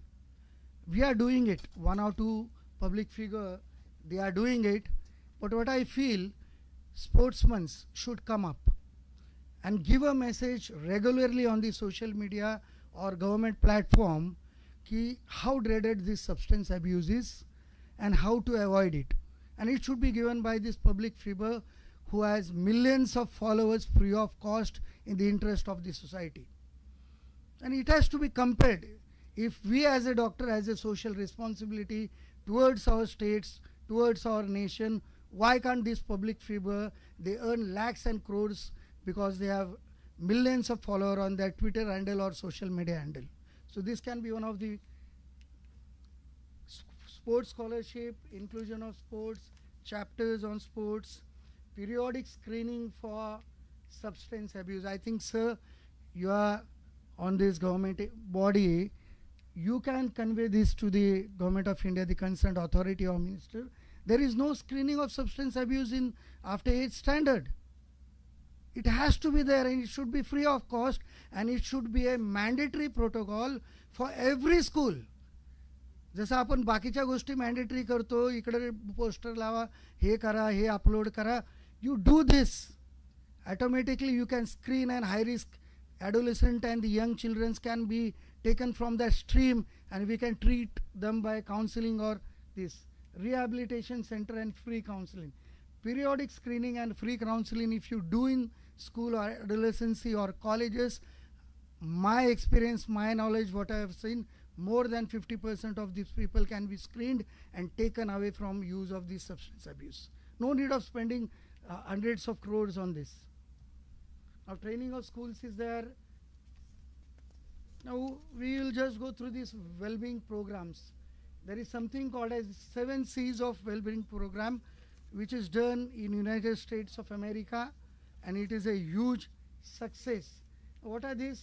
Confidence building, competence building, character building, contribution, coping, control. Now, what are the benefits of well-being program? What I would stress, wellness program has become a very important part of the corporate world. These are initiatives that are designed to promote healthy living over. Now, corporate is doing a very good productive output. We all know. Take any corporate sector, and they have imbibed this wellness program as a part of their work culture, which in government and public agencies, I hardly, feel. Yesterday only, one of my school group has sent a very good video. I will show you if the time permits. Listen you. What way 30 seconds wellness video was released in their corporate world in Pune, and it went viral, and it has created a sense of well-being among all the employees. Relapse prevention, how to prevent drug abuse. 3 main components, will not discuss, time is late. Demand reduction strategies has to be there. Supply reduction strategies has to be there. Third is strategies to mitigate the negative health and social consequence of the drug has to be there. Now these well-being program strategies. Now this is where I found this proverb and something I added from me also. See, if you understand the reason behind substance abuse, you can cure it. And there is no better cure than prevention. See, this is a dictum of any treatment, I would say. Instead of spending 10 times on treating and giving medicines of thousands of rupees, and the poor people has to search for the monetary fund which government cannot provide to each and every individual because of resources limitation of this country, this can be one good breather for that. Prevention, strict prohibition on substance abuse. Drug enforcement related agencies should be efficient. They are there undoubtedly, but efficiencies can be there. Amendments in the NDPS Act. I will just tell you why I say amendments. There is an NDPS Act. There is a small quantity and commercial quantity definition. Now, small quantity, I will give you one example of cannabis, which is commonly used in this country or Asian countries. They say they're having transportation and possession of 2 grams of cocaine amounts to small quantity. Now, if you catch hold of this peddler, drug peddler, and what is the punishment in NDPS Act? 6 months or 10,000 fine. वो तो कोई भी भर देगा. And these drug peddlers, usually from the third nation, Negroes, what they do, they come in groups in hundreds, and they will have 2 grams in their packets. 100 multiplied by 2 is 200 grams in crores. So there something has to be done. This, I think, regularization in advertisement related to drug and substance abuse should be made by Advertising Standard Council of India. See how smart this corporate or the advertisement world is there. I will give a basic example. मी बऱ्याच वेळेस मागे कधी दिल्लीला 3 वर्ष बोललो होतो. See, as per this Standard Council of India, you cannot directly advertise any drug of abuse, maybe alcohol, maybe cigarettes and all this. Now what these people are doing, one common example, Kingfisher Bisleri soda. What is this? I know Kingfisher, India know Kingfisher is related to alcohol, beer or whatever it can be. Now they have a byway. This should be avoided by this agency. This is indirect marketing of their alcohol products only. Blender's Pride soda.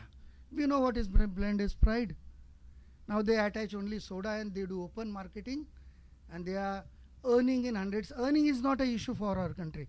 Let them earn by a genuine way. What is our issue? Our young generation is being damaged and destroyed. And I know one of the great men has said, no need to have you missiles and biological terrorism. You destroy the youth of any country, that country is destroyed in itself in principle. No need to do anything. So conclusion I will make.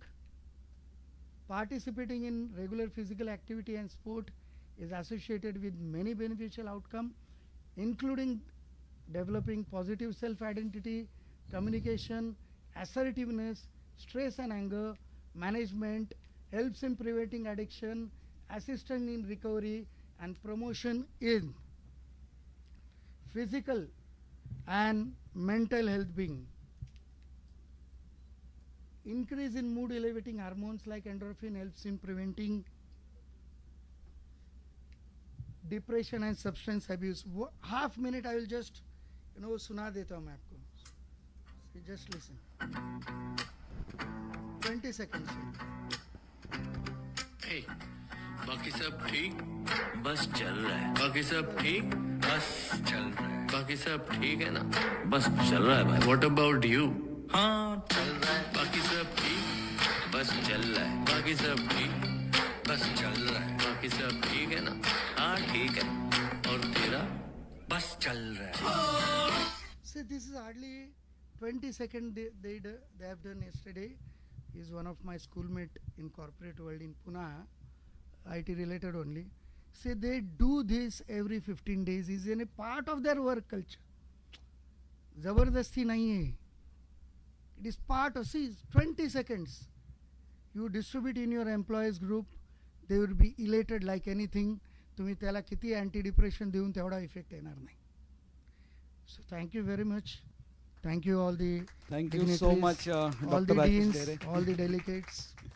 आपला पण sir message असाच आहे की Kingfisher soda म्हणजे soda म्हणजे सोडून द्या. Thank you so much. बोललं असतं तर माझ्यावर त्यांनी डिफेमेशन फाईल केली असते. त्यांचं ऑलरेडी खूप नुकसान झाले एअरलाइन्स बंद होऊन. And I think we should start with this screening. Even at MBBS level we can do this, because the kind of abuse even we see in medical schools is also too much. So thank you so much, sir, for your nice presentation. Thank you, Director Madam, once again for your opportunity.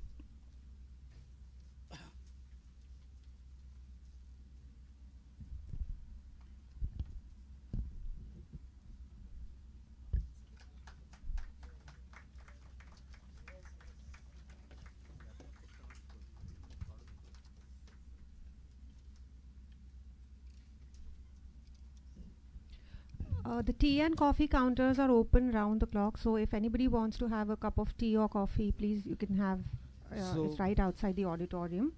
Our next expert for the day is Dr. Vishwambhar Jadhav, sir. So before we go on to the next session, I just want to ask the audience that have you played? Yeah, sir, please, you can start with the setting up your PPT. Whether any one of you have played Hututu, Surfata, Chirchir Ghodi, Kho. How many of you have walked up to your school? Please raise your hands.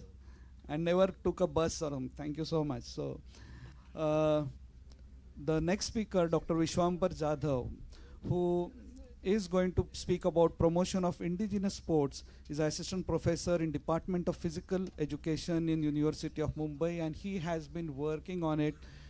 And it's a very interesting topic and something which we are forgetting, our own sports of our own country. So over to you, sir.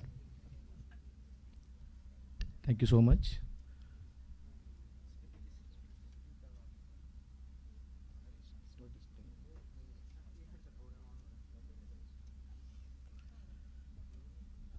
On the screen. Projector banda na screen on. Respected all the dignitary on the dais, of the dais, doctors, deans, and my dear friends. At the outset, I'd like to thank this organizing committee members. Special thanks for Neelam madam, Adesh, my friend, and also Kranti Sagar More. My topic is promotion of indigenous sports. When we are talking about sports, so if you see the alphabet of sports, S-P-O-R-T-S, S stand for sincerity, P stand for punctuality, O stand for obedient, and T stand for tactful, and S stand for overall sincerity regarding your sports. Just introspect yourself. Are you really doing sports, exercises? The answer will be, you only give, I will not give. Half, no issue. But before start this PPT, please everyone stand up, because I know last session and post session is very difficult to manage any speaker. So shall we start and we'll do some exercise and we'll start this. Please everyone stand up. आणि जसा तुम्हाला व्यायाम तुमच्या आयुष्यात करता येतो तसा करा. जरा अंग हलवा, जरा तुमच्या पद्धतीने. मला माहिती आहे, कारण ते yes you can dance sir. आयुष्यात नाचणं तर सगळ्यात मोठा आनंद आहे जीवनात. रिक्रिएशन घेणं, फन घेणं हे सगळ्यात आनंद आहे. फक्त जोरात म्हणायचं आहे आ, बस. बसा आता.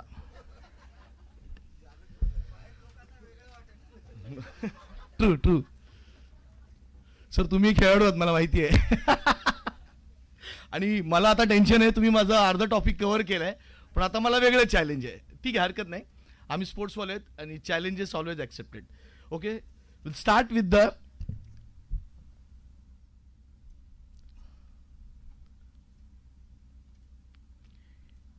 indigenous games are recreational activities that originated from particular group, community or people. हे तुम्हाला गुगलमध्येही मिळेल, मी काही वेगळं दिलेलं नाही. परंतु हे समजणं फार महत्त्वाचं की स्वदेशी खेळ काय आहेत आणि स्वदेशी खेळामधून तुम्हाला मिळणारा आनंद. What you are getting fun. Recreation is very important. You can play here also, you can sit here, we can play the game also and you can recreate yourself. And now it is days in corporate, in anywhere, in industries also, they are forgotten to do recreation yourself. As when we are talking about indigenous sports promotion, don't forget the indigenous fitness development exercise also very important when you are talking about this. And as everyone know, the government of India started 75 crore Surya Namaskar activity, which is all over India. सूर्य नमस्कार, दंड and बैठक, sit-ups and pushups. आता एक fed आला है market में, बहुत बड़ा फैड. जिम में जाना है, एक्सरसाइज करना है, 10,000 15,000 खर्चा करने के लिए पैसे हैं हमारे पास. पर तो हम लोग ये चीज़ सोचते नहीं है कि हमारे स्वदेश में ही ये सब चीज़ें हैं. पर हमको आदत गिरे तलवलकर, मैं नाम नहीं ले रहा हूँ पर लेना पड़ेगा, कुछ ये ऐसे जिम्स है जो हमको अट्रैक्ट करती है. But we never think about our indigenous developmental fitness exercise which is there in our literature. मगाशी मॅडमनी पण सांगितलं, योगामध्ये सर्व काही आहे, ते आपण विसरलेलो आहोत. हे परत रिकॉल करण्याची आता वेळ आलेली आहे. आणि ही वेळ, from this platform, it's a very golden opportunity to promote such a indigenous sports as well as fitness developmental exercises. Indigenous sports of India, as everyone know, kabaddi, archery, kho-kho, balkham, langdi, lagori, kushti. If you see, through indigenous sports, the man who, if you see the Khashaba Zadav, he is from Kolhapur, he is a kushti पहलवान. मला example हेच सांगायचं की एका indigenous sports मधनं जो माणूस हेलेन्सिकी सारख्या Olympic मध्ये गेलेला आहे, टाळ्या झाल्या पाहिजे त्यांच्यासाठी जोरदार. ज्याला ब्रॉन्झ मेडल मिळालेलं आहे, मी टाळ्या जबरदस्ती नाही म्हणत, तुमच्या मनापासून वाजवा. How to promote indigenous sports. To conduct special training programme for development and promotion of traditional sports rest primarily with the respective states, union territory, government. Even though you can do the central government as well as state government through seminars, conferences, workshops, even NGO, and through infrastructure also. The very, very important, the role of minor games, lead-up games, and the recreational aspects. See, if you want to bring the indigenous sports in the market through very fastly, so you should understand the role of minor game. Do you remember your childhood age? We play the game. आपण खूप प्रकारचे खेळ खेळले, लपाछुपी, लगोरी, हे सगळे खेळ सुद्धा तुमचे HRPF म्हणजे हेल्थ रिलेटेड फिटनेस डेव्हलप करणारे होते, SRPF skill related fitness develop करणारे होते. परंतु आज आपण लॉकडाऊनमध्ये सुद्धा पाहिलं आहे, कित्येक वेळा आपण मुलांनी घरात कोणत्याच प्रकारचे व्यायाम केले, आणि ह्याला कारण हेच होतं की आपण कधी रोल ऑफ मायनर गेम समजलाच नाही. हे जर तुम्हाला सगळ्यांना माहिती असतं तर आज ज्या यूथला किंवा आज ज्या मुलांना, ज्या शाळेत स्कूल गोईंग चिल्ड्रनला हे जे प्रॉब्लेम्स होत आहेत त्याचं मूळ कारण आहे की आपण आपल्या लहानपणीचे खेळच विसरून गेलो होतो. हे तुम्हाला घरीसुद्धा लॉकडाऊनमध्ये करता आले असते, पण आपण केलं नाही. आम्ही फक्त आणि फक्त जाहिराती बघत होतो, कोविडची संख्या किती वाढते ते बघत होतो, किती पेशंट वाढले ते बघत होतो, पण कोणीही स्वतःचा आनंद, तर रिक्रिएशनला घरी तुम्ही स्वतः पण कुकिंग शिकू शकला असं, लॉकडाऊनमध्ये खूप काही करता आलं असतं. तुम्हाला स्वतःची लायब्ररी डेव्हलप करता आली असते. There are several aspect you can do with this, पण तरीसुद्धा आपण स्ट्रेस ह्या सगळ्या गोष्टीला स्वतःहून उडवून घेतलेलं आहे. हे मी मुद्दा म्हणून तुम्हाला दाखवतोय. That is promotion. He sports nursery Maharashtra शासनाच्या एका IAS ऑफिसरने आणली होती, परंतु प्रॉब्लेम असा झाला की आपल्याकडे एक प्रॉब्लेम आहे की इमिजिएटली आपण कोणतीच गोष्ट ॲडॉप्ट करत नाही. That is a big huge problem with us. That person, Mr. Gopalan Reddy, he's bring this concept from China. Why? Because even India also, they have their own indigenous sports. You know, at the Western country, they are adopting our games. You know, मी आता अमेरिकेला Harvard युनिव्हर्सिटीला माझा paper present करायला गेलो होतो. When I visited the several areas, I saw yoga तिथे adopted आहे. योगा चालू आहे. योगाचा स्पेशल टीचर्स आहेत. इव्हन आता रिसेंटली मी फडणवीस साहेबांबरोबर आम्ही गेलो होतो रशियाला. तर रशियाला सुद्धा, मॉस्कोमध्ये सुद्धा योगिक एक्सरसाइज अँड योगिक म्हणजे आपले indigenous fitness developmental exercise games तिथे करतात लोक, पण आमच्याकडे अजूनही ह्याचा अवेअरनेस नाही आहे. असो, पण महाराष्ट्र शासनाने हे आणलं होतं. त्याचा एक मी स्वतः त्याचा एक मी 40 शाळांमध्ये चालवले होतं त्यावेळी, हा इंडिजिनियस स्पोर्ट्स नर्सरी. पण तुम्हाला कालांतराने रिसर्चकडे जावं लागल्यामुळे मी पुढे गेलो. पण आजही ही माझी एक मोमेंट आहे. Through Adesh also I explained about this, everything. We can do this. We can socialize the students through this type of startups. We can start the startup with our indigenous games. मगाशी म्हणालो कोविडच्या काळामध्ये आपण immunity booster सगळं आयुष्य duster झालं, पण काय प्रॉब्लेम नाही. Physically activity, mental issues, even school आणि कॉलेजला सगळ्यात जास्त जो त्रास झाला ह्या प्रॉब्लेम. आजही मला खूपशा शाळेतनं फोन येतात की सर मुलांना शाळेत यायचं नाही आहे, काय करावं लागेल. म्हटलं प्रॉब्लेम आहे, खूप मोठा प्रॉब्लेम. म्हणून सांगतो शाळेमध्ये सुद्धा मी हेच सजेशन दिलं आहे, फिजिकल एज्युकेशन थ्रू एज्युकेशन करा, then it will work. And start indigenous sports, indigenous exercise in schools right now. And some schools they are started, some college also started this activity. How to save the youth life, importance of yogic practices, as all already speakers are already talk about this, so I will not go in depth. Sports of indigenous sports values सांगायला पाहिजे. Importance of indigenous exercises, as well as the very very important detox, that is avoid the mobile phone. आजही तुम्ही सगळ्यांचे chat बघा, तुमचे किती असतील, स्वतःच इंट्रोस्पेक्ट करा की लास्ट चॅट आपला काय आहे शेवटचा. तर आजच्या ज्या यूथला जे सगळ्यात जे कोणी ग्रासलं असेल त्या मोबाईलनी ग्रासलेलं. आता या हॉलमध्ये पण खूपशे लोक मला न बघता खाली मोबाईलमध्ये पण बघतात. तर तो एक प्रॉब्लेम आहे लाईफमध्ये, हे लक्षात ठेवा. Now this is everyone's responsibility. Role of PE teachers, role of various sports coaches, as well as club, association, federation, NGOs, everyone's, not only these people, all those who are sitting in the auditorium. Now very very important, because I'm here coming here with my selfish motto. Let me clear about this. Why? Because here the BMC officers are coming here. I don't know, but whether there are 2-3 people are there, but not still the additional commission is not. Why you should use the Brihanmumbai Mahanagarpalika's gardens? We are giving for all the Brahmo Kumaris, but not given for such type of physical activity. Every garden should be give this type of activity, so we can sports in that particular gardens. We can start the sports nursery rapidly, and we can save the youth life. And that is why this sports nursery started from pre-primary student, from nursery to still your youth, because the sports nursery is related to your HRPF as well as your SRPF. So BMC garden uses are very important. So I request all the BMC officers, those who are sitting here, please try to understand this problem. This is a one moment. This moment should be converted in the startups. And this is everyone. Sorry. Let's everyone come together and promote indigenous sports and exercise. Last but not least, जय जवान, जय किसान, जय विज्ञान. जो last का statement जो मैंने खुद कोट किया है, इसका कारण यही है, अगर आपको डॉक्टर बनना है, आपको इंजीनियर बनना है, आपको मॉडरेटर बनना है, आपको अच्छा ऑडियंस बनना है, अच्छा जवान बनना है, अच्छा किसान को बनाना है, तो सबसे पहले शारीरिक शिक्षण इंपॉर्टेंट है. सो जय जवान, जय किसान, जय विज्ञान एंड जय शारीरिक शिक्षण. Thank you so much. Thank you, sir. Thank you. I think he is the first speaker who has finished well before time. So like every sports activity has time limit. He has kept that, and 1 minute he saved 9 minutes. He has finished his talk.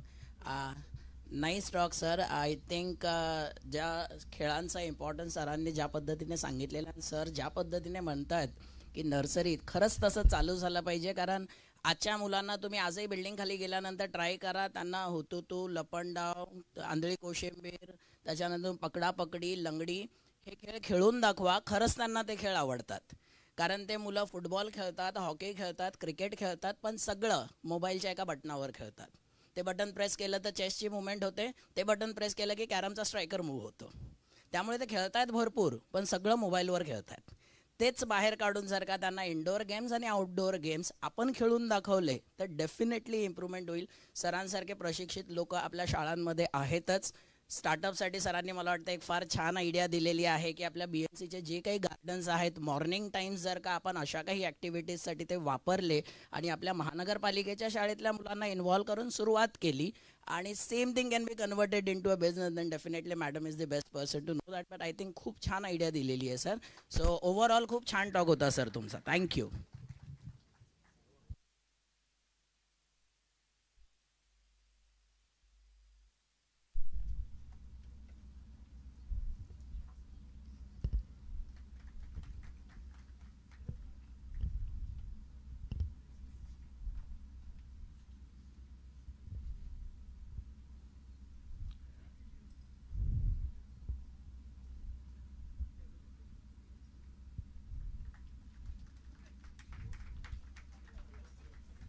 I now request Anurade ma'am to kindly give the certificates to the chairpersons.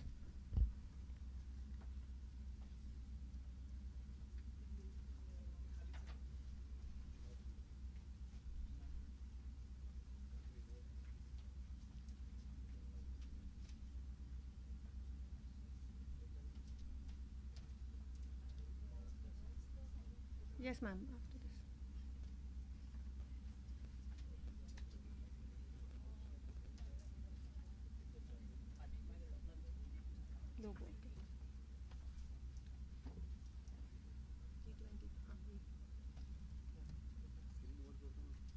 Blank दबा क्या जा. मागे हे आहे ना banner.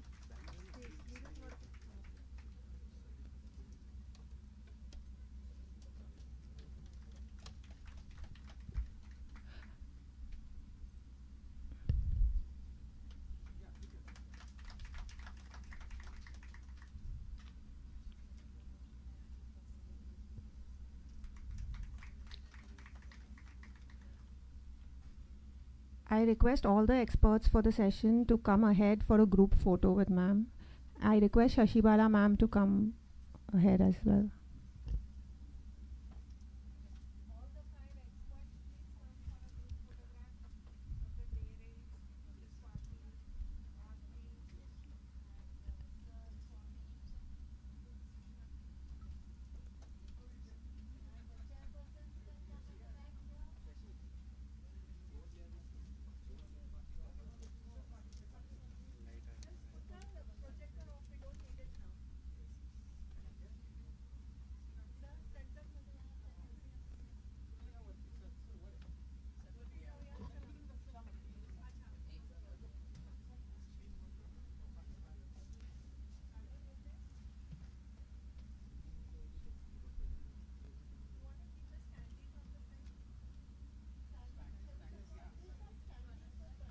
Take the standee. बांधली आहे. हा, मग ती घे.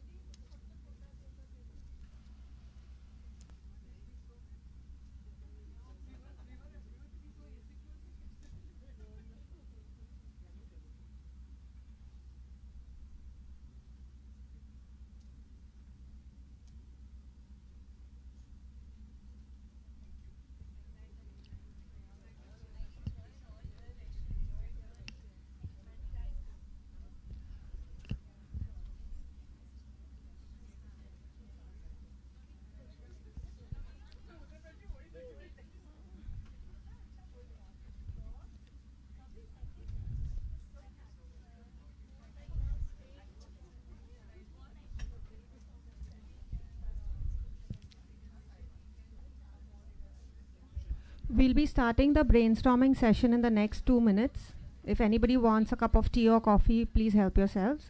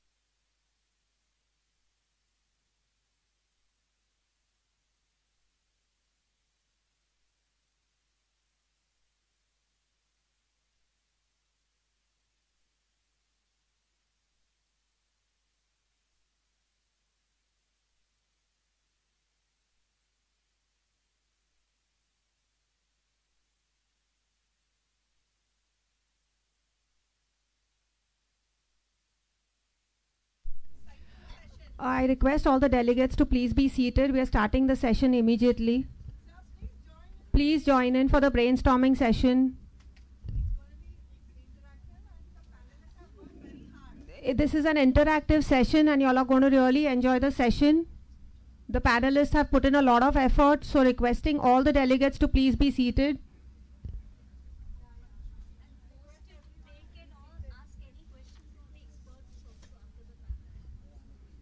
I call upon the panelists for the brainstorming session, Dr. Pranav Chikkanmane, Dr. Santosh Kondekar, Dr. Ketki Utpat, Dr. Gaurav Surana, Dr. Jay Chudasama, Srimati Manisha Sarda, and Mr. Anirban Chatterjee. The moderator for the session is Dr. Paul Mathai. और कुछ बोलूं?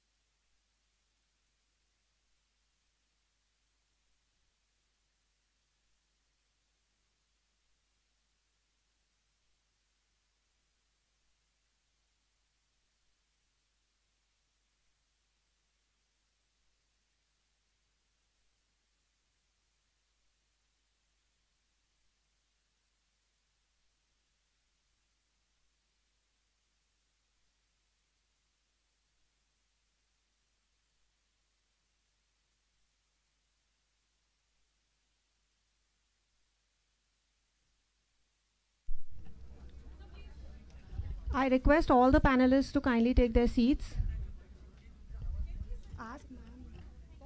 Hello, check.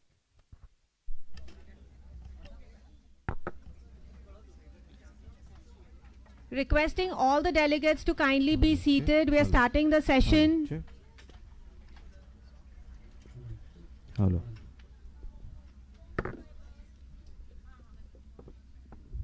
Delegates, kindly take your seats so that we can start the session.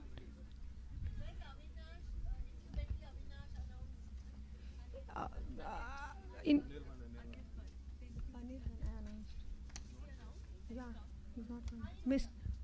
Okay.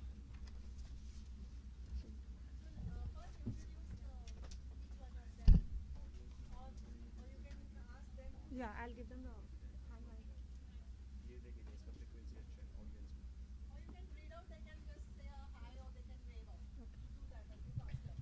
So our panelists for today are Dr. Pranav Chikkanmane, Dr. Santosh Kondekar, Dr. Ketki Utpat, Dr. Gaurav Surana, Dr. Jay Chudasama, Srimati Manisha Sarda, Mr. Anirban Chatterjee.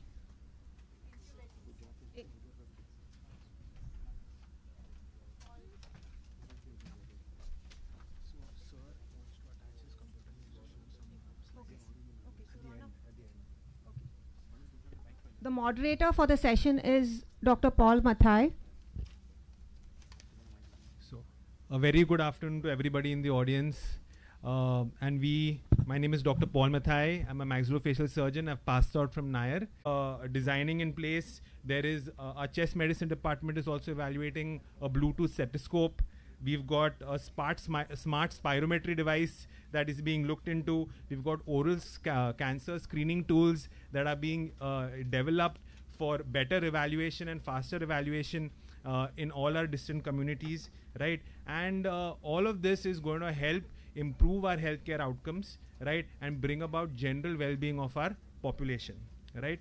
So before we begin this topic, it's important to understand what's the new definition of health. I've had a very big discussion with our panelists already, and they feel that health is not just an absence of disease. It is not only physical health, it is mental health, spiritual health, and financial health as well, right? So all of these things, and you might have realized that all of these topics were also covered by our speakers in the prior lectures. In some form or the other, they were all touched upon, right?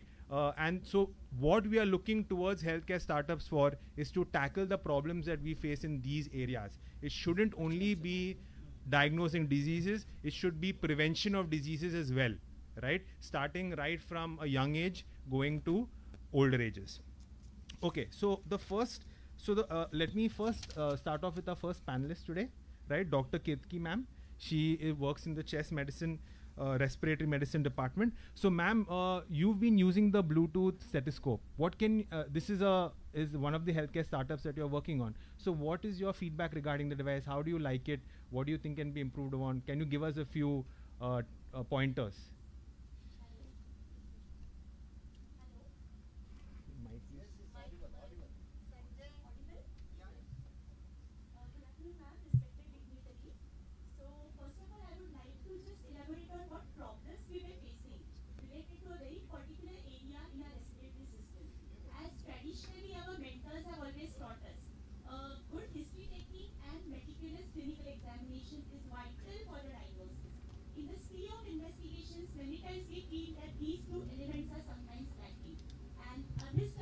OPDs and heavy patient numbers, we were facing difficulties with auscultating the patients and noting down their findings. So now with this Bluetooth stethoscope, what are you saying? There are many advantages. First of all, it is amplified sound. The sound is very clear. It is a digital stethoscope and it has a Bluetooth connection. So it has lots and lots of advantages. We can distinguish between the various different respiratory sounds with a lot of clarity. For example, as beginners, it is very difficult to distinguish between ronchi, which is a musical sound, versus crackles, which is a pyrotechnic kind of sound. So even beginners can understand the differences between these sounds, and also recording of these sounds is possible. So it helps us immensely in teaching and learning. So this Bluetooth stethoscope has been a great boon for our respiratory medicine.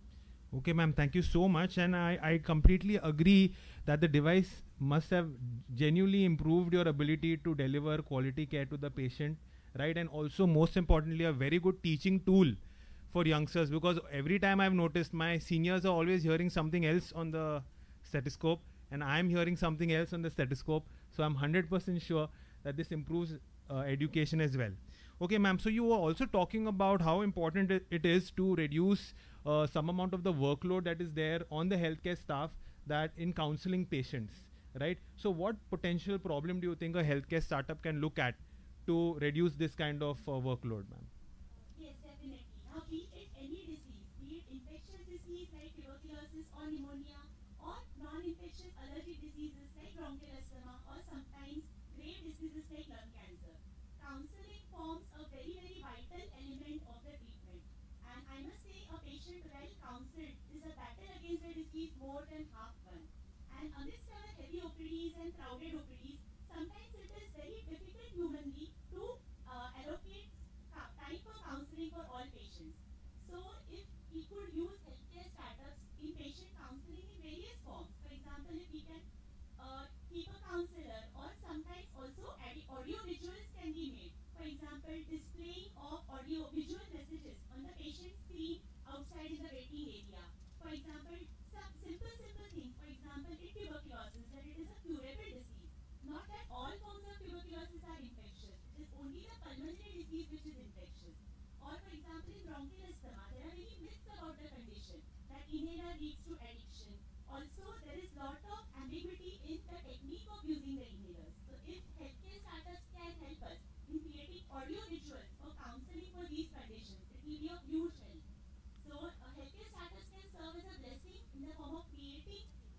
audio visuals, and also one more suggestion which I would like to say is sometimes there are many patients who are lost to follow, and humanly it is not difficult to track the patients.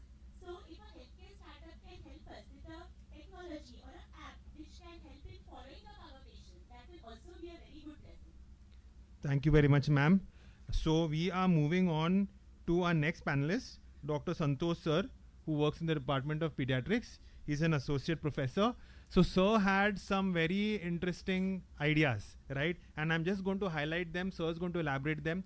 Sir feels that healthcare startups should help us create healthcare kiosks all across public spaces wherein patients or any normal citizen could possibly go and get themselves roughly evaluated to understand whether or not they require further medical checkup or more medical investigations. And also sir also creation of self-screening tools and also personality development. Sir, can you just tell us a few things, please?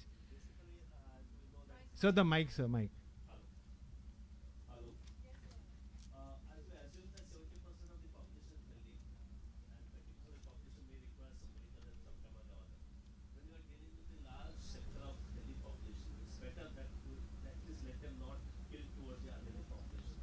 And for that, what is most important is that they should come to know ahead of time whether they are going to suffer from a problem which can be anticipated ahead of time. So accordingly, each specialty of the medicine may have 50 different diseases, and each one can be screened with simple screening questions, which a person just waiting at a bus stop also can find out, okay, fine, I am having cough, whether it is really serious or not, I am having fever, whether I should go to a doctor or not, shall I take the paracetamol, what is the dose of it, or maybe whether what I am thinking is sound or not, whether I should really visit a psychiatrist, I am facing this stress, what to do. There should be some algorithm which can be made to each and every special. And that can help people who are waiting in the queue, in the hospitals, at the bus stop, at the railway station, where you're just not wasting time, but utilizing them for their social, emotional, and health, well-being of the person. And as I had already said, that it's not only the absence of disease which you want to tackle, is the presence of a good well-being, making every child, every person a responsible citizen in the making. And that can be incorporated, having such similar personality building, small kiosks, even at the schools, where a child should say, okay, fine, that person was kicking me, what should I do? Shall I tell the principal? Shall I tell my mom? Shall I hit it? So there may be some options which even every person working in that field may be able to give some inputs. And that's what I mean, that information is key for good understanding, good behavior, good communication, and prevention of each and everything. It's not only about health, it's about building a better personality towards a national well-being. Thank you very much, sir. So definitely it's a very challenging problem that sir has put forth, tackling the problem right at the root, right? Educating our youngsters regarding, to differentiate between right and wrong, what self-care practices are there, right? So that we have an overall healthier population in the long term. I have a small suggestion to Director ma'am. I go through a personal situation when I had one of my relatives admitted in the hospital. So my sincere request was to create... Who's our AMO and also a consultant in the rheumatology clinic at Nair Hospital. Sir is going to be talking about the HMIMS system and all the advantages that are there and all the additional features that he hopes to incorporate ahead into the software as well. Sir, please.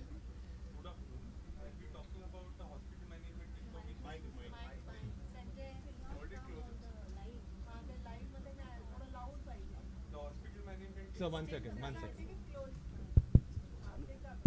The hospital management information system, that is HMIS, was implemented initially on a pilot basis at BYL Nair Charitable Hospital in the month of June 2018. And it is a cloud-based application, and the aim is to integrate the patient data across all MCGM facilities. So a unique feature of this is at the time of the registration, which is a one-time process, the patient will be given a unique ID, that is a UHID. And using that UHID, it will facilitate the identification and tracking the patient across all MCGM health facilities. And this system is a boon to everyone, that is the patient, the clinician, the other hospital personnel, as well as hospital administrators. Other than, the main benefit of this is easy accessibility of the patient data, as I mentioned earlier. Along with that, it reduces the turnaround time for various processes, which includes registration, OPD consultation, diagnostic investigations, and also admission. and this will also help in crowd management. Besides, the HMIS has also incorporated electronic queue management system to facilitate better coordination in the outpatient department. Another important benefit of this is the instant availability of reports. The lab reports as well as the radiological images are instantly available to the clinician who orders the investigation on screen, and this is facilitated by the use of PACS, that is the picture archiving and communication system, and the integration of the lab equipment with HMIs. So that will help in the instant availability of the reports, which will quicken the diagnostic process. Other than that, it has other benefits such as it increases the efficiency. There is a reduced scope of errors, and it is a paperless system. It is a cost-effective system. Right, sir. Thank you so much. So I think some interesting points that we can look for our healthcare digital software that we are using right now.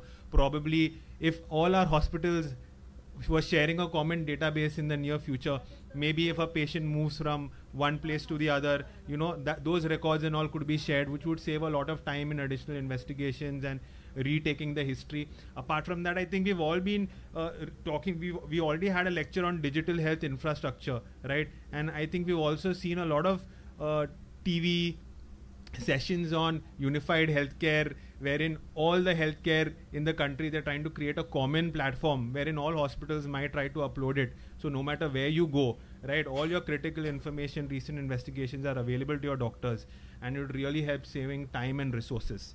And I think the most important thing is we want to be able to use this software to perform epidemiological studies. We should be able to identify where particular conditions are prevalent. You know, we should be able to identify health groups that are being affected, right? So this can all help us not only conduct research but also improve patient outcomes. At the end of the day, that's what we are looking for, right? Okay, so then we are now moving on to our next panelist, Dr. Gaurav Surana, who's an assistant professor in the Department of Cardiology at Nair Medical Hospital, and he has got a lot of bright and a lot of interesting ideas that he's going to share with us. So, sir, please tell us a few of your thoughts regarding what solutions healthcare startups can take up in your field. Good afternoon, everyone. As sir and ma'am has already pointed out, that we need in our HMI system, we need to incorporate some things like prevention methods, which will be written in the language understood by the patient. Preventive methods which are common, like in a cardiology OPD. I see patients, I counsel them about eating less salt or eating less oil, which I tell them verbally. I can write it down, but it is printed in a way which he won't understand, which she won't understand. So I want that our HMI system should incorporate a language proper or in a more conducive language which is understandable by patients and their relatives. The second thing which I want in our startups basically is like digital stethoscope is already in process, and handheld echo, which is already there in UK, US based companies, but we are still not having any. Portable echos are have just come up in VNC. We have one portable echo which has recently been established in Nair, but we need handheld echos. So in case of emergency, when I have been called to an OT to look a patient, to give my opinion, I can give my more exact opinion based on an handheld echo finding. It may not be an accurate thing. It would be like 10% plus minus, but in an emergency situation that can really be helpful to save a life, like a case of cardiac tamponade, like an evolving heart attack or MI patient. If I can diagnose it on the basis of an handheld echo or portable ECG machine, which are now everywhere, but handheld echo is still a remote possibility, I think. Another new devices which we all know about are Apple Watches. Everyone would have said, but I don't want to take any particular company's name. There are other devices also like Fitbit. Fitbit, Apple Watches, they can be used by us to monitor a patient's rhythm, cardiac rhythm, especially the patients who are having pacemakers or ICD. What is their rhythm? What is their rate? And studies have already been done in UK, which has showed that they have just a mean difference of 1.8 beats per minute to our present day standards of a 24-hour ECG machine monitoring. So just 1.8 beats per minute, if they are giving us variability, it is acceptable, I guess. Guidelines have not yet been established about them, but they are routinely being used to follow up to keep a follow-up of patients, which would be helpful in our setting. Next, I wanted to say like monitoring of cholesterol. Everybody over here, do they know what is the age limit when we should check our cholesterol levels? What is the age limit? At what age we should check our cholesterol levels? Basic cholesterol. 35, 40 you should, but it should start earlier, even at the age of 20. So your guidelines say that at 20 years of age, at least you should have one cholesterol level, and if there is a family history, it can be even earlier. So 20 years of age, if cholesterol monitoring is to be done of a patient already suffering from an MI, I have to counsel him or her about maintaining his cholesterol level to a limit. Bad cholesterol to a limit, good cholesterol to a limit. But this testing is still not done that rampantly which it should be done. It should be incorporated into a school practice or college, I should say. It should be done when we are taking admission in an MBBS. An MBBS guy, if he is entering into medical field, he is we are liable that he should know his cholesterol level, basic cholesterol level, and we should act promptly and at an early stage. Next idea is the person who is already hypercholesterolemic or hyperlipidemic. In those, now in UK there is a concept called smart contact lens, and contact lens which can measure a cholesterol level in your teardrop. Just a contact lens which can give you an near accurate answer to your blood cholesterol level. I can say with authority that near accurate level is what we need. We don't want accurate levels for everyone. Plus minus 10 is acceptable in every aspect, I guess. But that will give us a fair idea that our drugs which we are giving, whether we need to escalate or de-escalate those drugs, whether that patient needs more frequent follow-up or whether he needs to be added on newer anti-lipidemic drugs which are there. So these are few startup ideas which I would like to suggest from cardiology. Thank you so much, Gaurav. So we learned a lot of interesting ideas, a lot of interesting fields.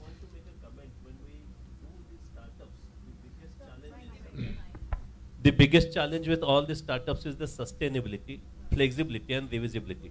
After 2-3 years, we do not find anybody who's there to correct them. If you need to make some changes or something, then it's lost. Especially in the BMC, after 3-5 years, we do not get into that. Okay, thank you. Okay. So I think one common theme that we've had till now is that a lot of our healthcare practitioners, we want tools that are good at screening, fast screening.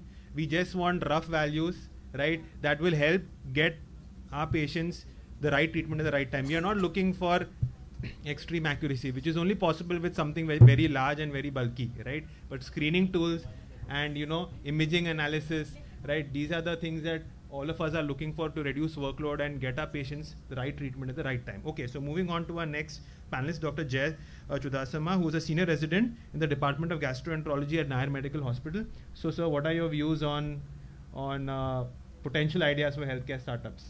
Good afternoon, everyone. I would like to point out on very important topic, which is clinical research, which is very important for clinical medicine.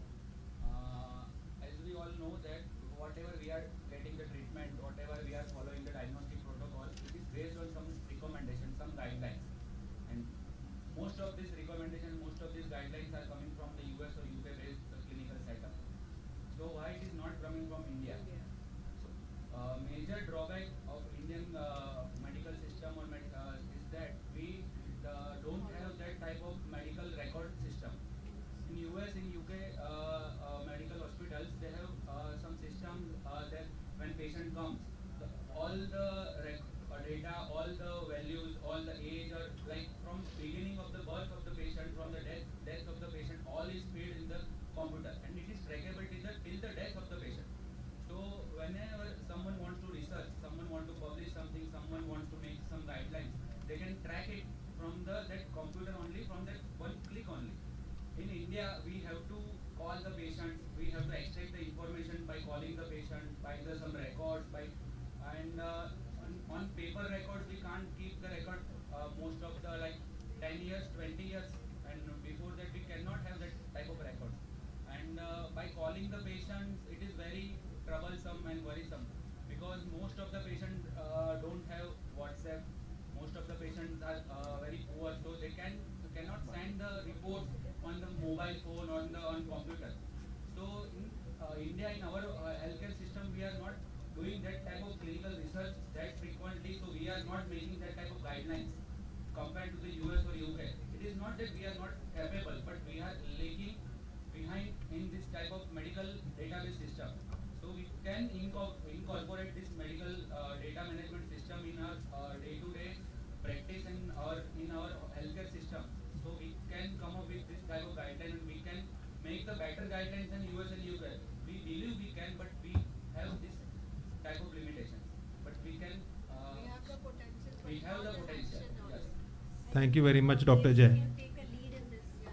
And I absolutely agree, because I think guidelines should be tailored to our population. You know, we are always following the guidelines given by the West. Most of the guidelines are depending on the Western population. Exactly, the right? Is different, the race is different, but we are following in our patients. Just because we are not doing that type of research. Okay. Thank you so much, Dr. Jay. So we are moving on. So our last two panelists, both of them are Smile incubated startups, and we are so happy to have feedback from the other side of the board, right? So we have Manisha ma'am, who is the marketing head for SASCAN Meditech, which is currently developing an oral cancer screening tool. So ma'am, first question to you is, can you roughly tell us what your device is doing, and where do you feel it's going to be helpful, right? And another very important question is, what are the stages of a healthcare startup, and where you are right now, and where can we expect you to reach the end of the race? How much more time for that?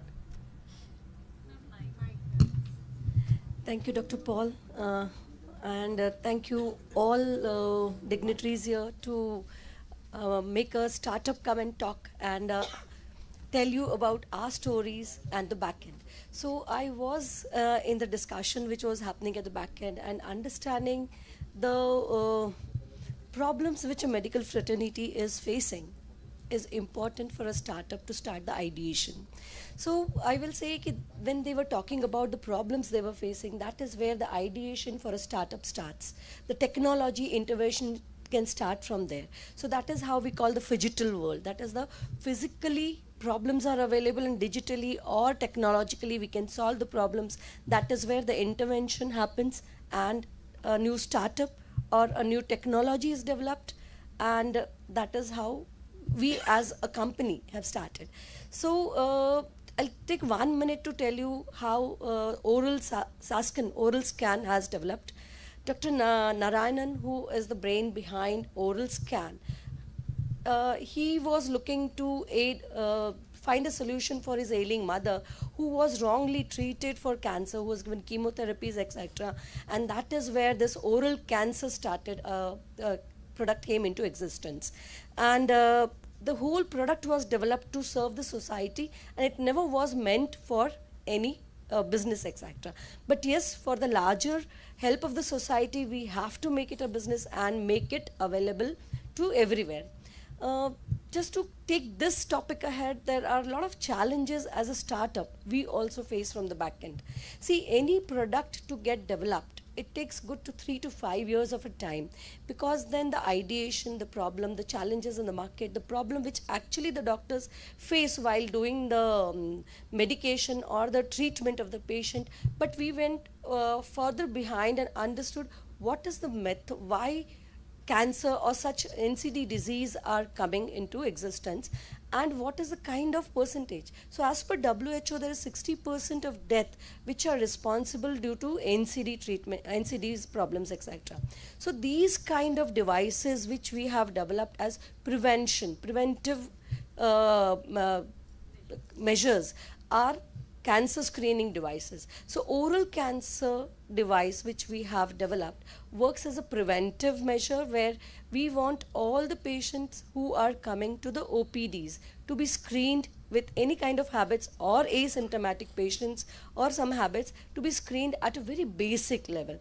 I would like to tell you that yesterday on the No Tobacco Day, that is 31st May, we were doing a camp in a district hospital.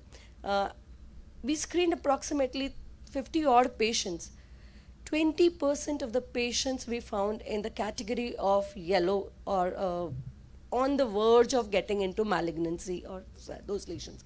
And the doctors or the dentists, they were so happy to understand that yes, I would have just considered this as a ulcer or something, but with the help of these kind of machines, which is helping us to understand these are not normal ulcers, but beyond, and where they will go for biopsy and start treating. So these kind of machines help into the early diagnostic or the prevention step, where instead of taking much time of the doctor and putting them for the quality patient treatment, these kind of devices can be used by a paramedic or such trained staff to do the screening and bring the quality patients to the doctors to do the treatment part. Some challenges which a startup face is like, yes, we take 3 to 5 years to develop these products. Intellects like IITians, etc., put their with a set of people, put time into developing such products. Government supports us with a lot of funds, but does the fund solve problem? If the government give me 30 lakh, 50 lakh as a grant, but what we want as a startup is these products has to be utilized in the concerned hospitals, the concerned doctors, where they can again further guide us to develop these kind of innovative products and take it to the larger bottom of the pyramid it should be reaching, so that these kind of products can help a lot of people to get screened. Mass screening can only help to downstage a lot of diseases. And so we want the government to help us to take these products into consideration, put us to some hospitals and say, okay, you use these devices under these doctors, use this, increase the number of screening, and let us understand whether what kind of clinical trials have happened, what kind of improvement in the products are required, etc. Just happy to announce here also, like on this technical day, Department of Science and Technology has awarded Saskin as the best technology product of the year in India, and they have also awarded us with best startup of the year also. This product took 3 years to get developed, and it got developed in Kerala Cancer Research Institute. And I will take this opportunity with permission of Madam Shishwala Madam and Andrade Madam. We will be taking up this study in BMC also on the larger multiple hospitals to understand and screen 50,000 plus patients if given an opportunity. I would just also explain one fundamental law which happens when a startup goes.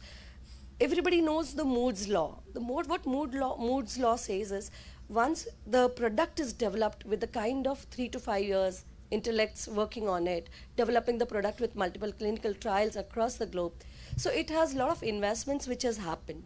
So what happens, initially the product goes into a very high price category, but to bring it into affordable or that kind of a category, it has to be used by masses. Only then the whole ecosystem works. And that is where all these startups, which somebody just mentioned, 3 to 5 years, they die their own death. This is because of that reason, because of the initial pricing or the non-support or the acceptance by the doctors or the fraternities in the whole system to understand whether this product is available and can be used.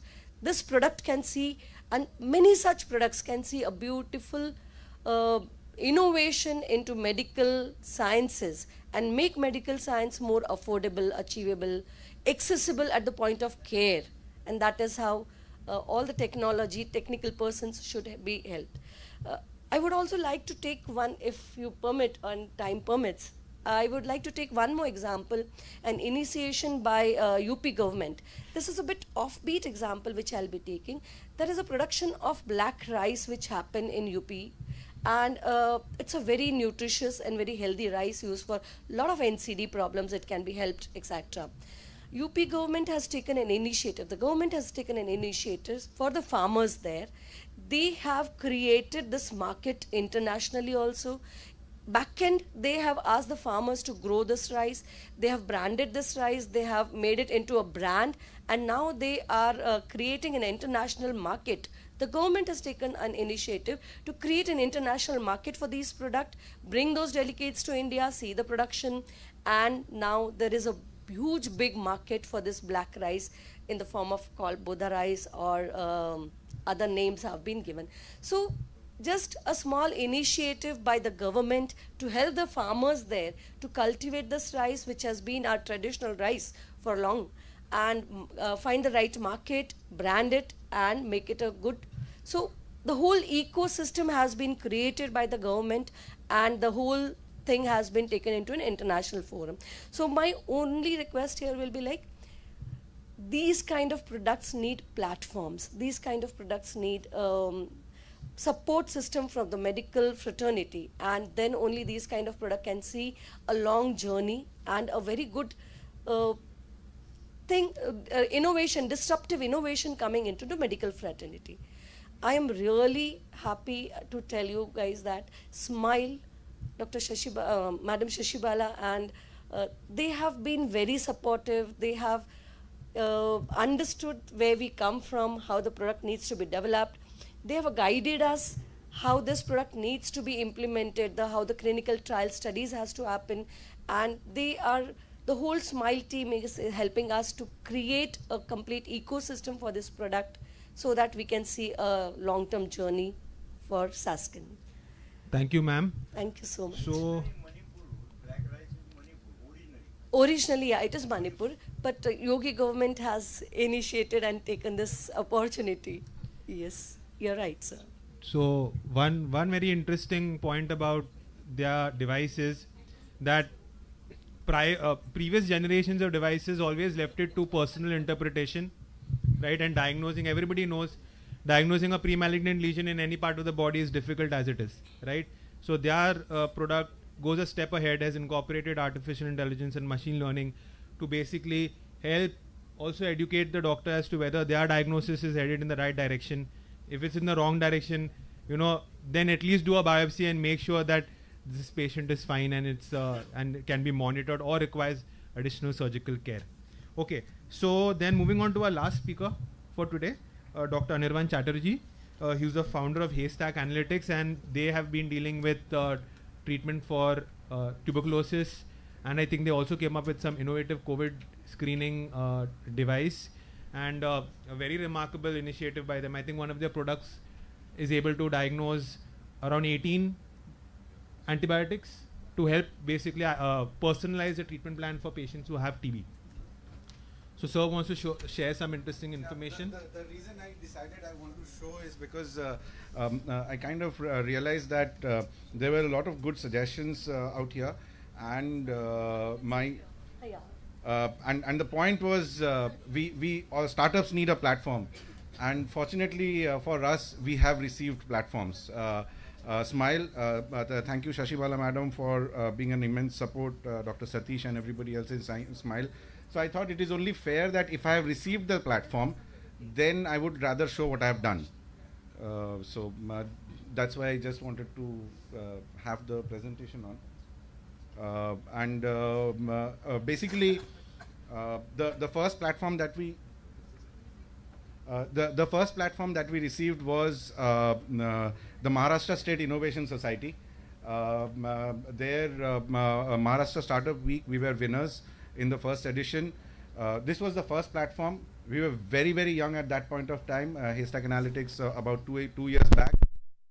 That we were able to finish the clinical trial with JJ Hospital, publish the data with Dr. Ramita Joshi and her team with the National TB Elimination Program in Global Journal of Antimicrobial Resistance. This was the first clinical genomics trial finished and shown to have tremendous impact on better positive outcome for the patient. So that was published.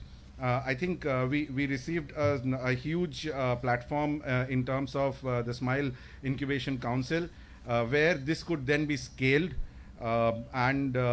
In the meanwhile, as a startup, we went ahead and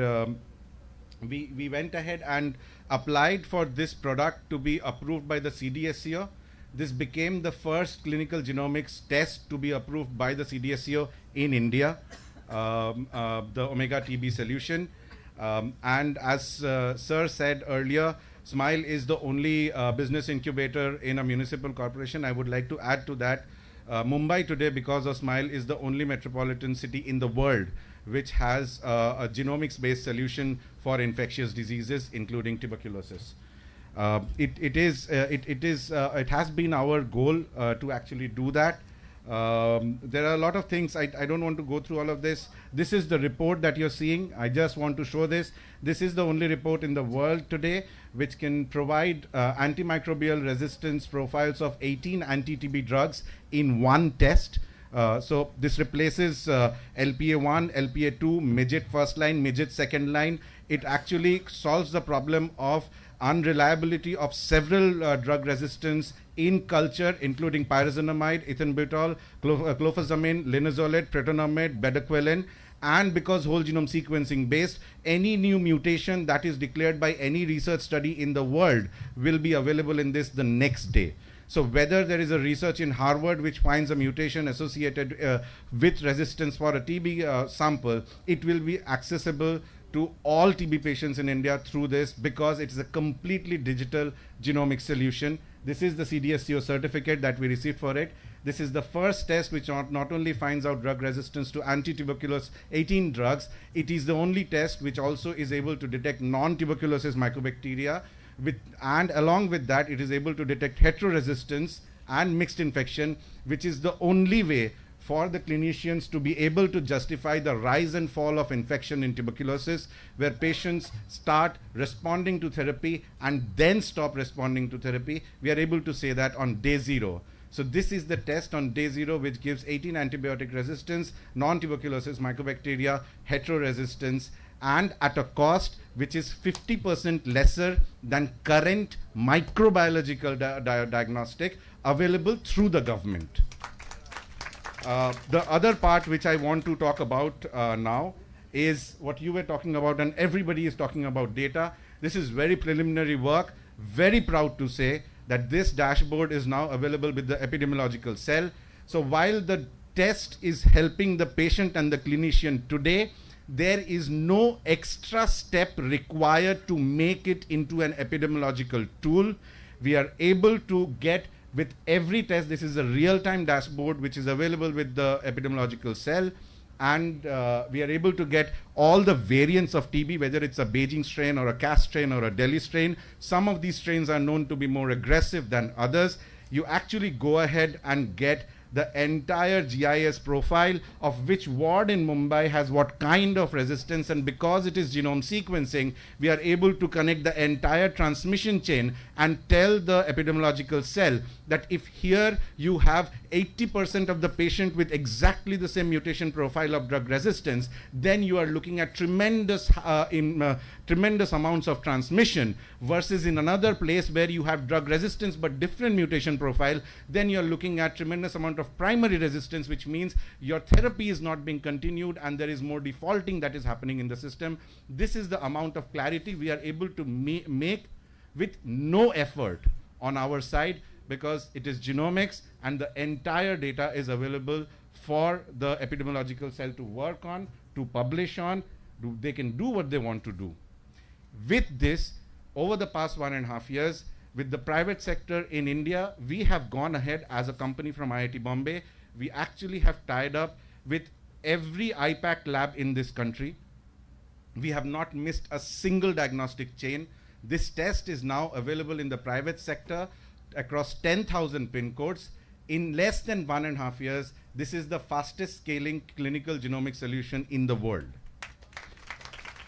And the entire credit goes to Mumbai and Maharashtra, because the first study was done with Maharashtra State Innovation Society with Dr. Amita Joshi and the team, and the scale-up has been done with Dr. Geeta Natarajan, Shashibala Madam, and Smile.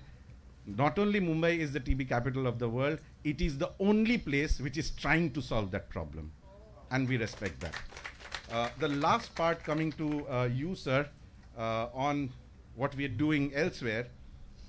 This is the thing which we are right now with Godrej Memorial.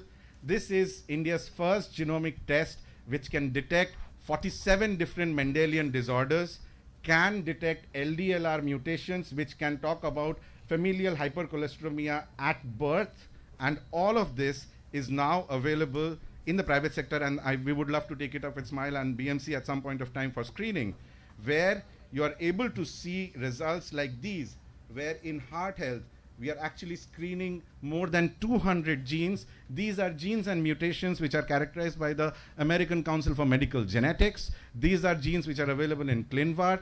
We are making all of this available in a single test using whole exome sequencing, which means that because we are doing whole exome, even 20 years later, if this patient needs to know about a new mutation which is required to administer a drug, the patient will not have to undergo a test.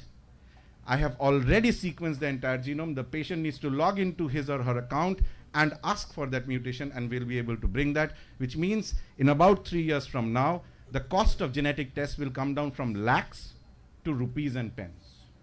And that is what we are trying to work on. So thank you again, Smile. I hope we use the platform well.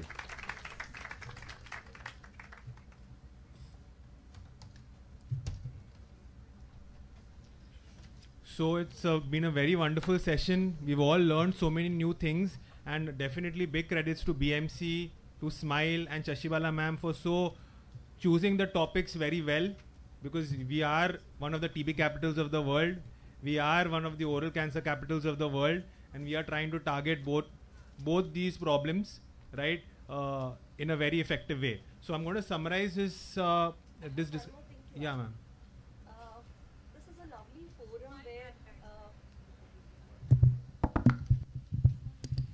So this is a lovely forum where startups can be incubated, or so with the doctors, if the technology like IITs, etc., can be present here, and they can just take the ideation. So there were lovely ideas which all the doctors presented, and if we have to develop indigenous products, so the germination of ideas have to happen here. So if with these doctors, if there are some technological partners who are here to develop, this would be a lovely forum for making it more brainstorming, more ideation sessions can happen from here, and the germination can start from here. That's it. Actually, just wanted to add one more name. There are many, but I think one person who has been instrumental in us being able to do anything is Dr. Mangala Gumare. Amazing support from her and her entire office.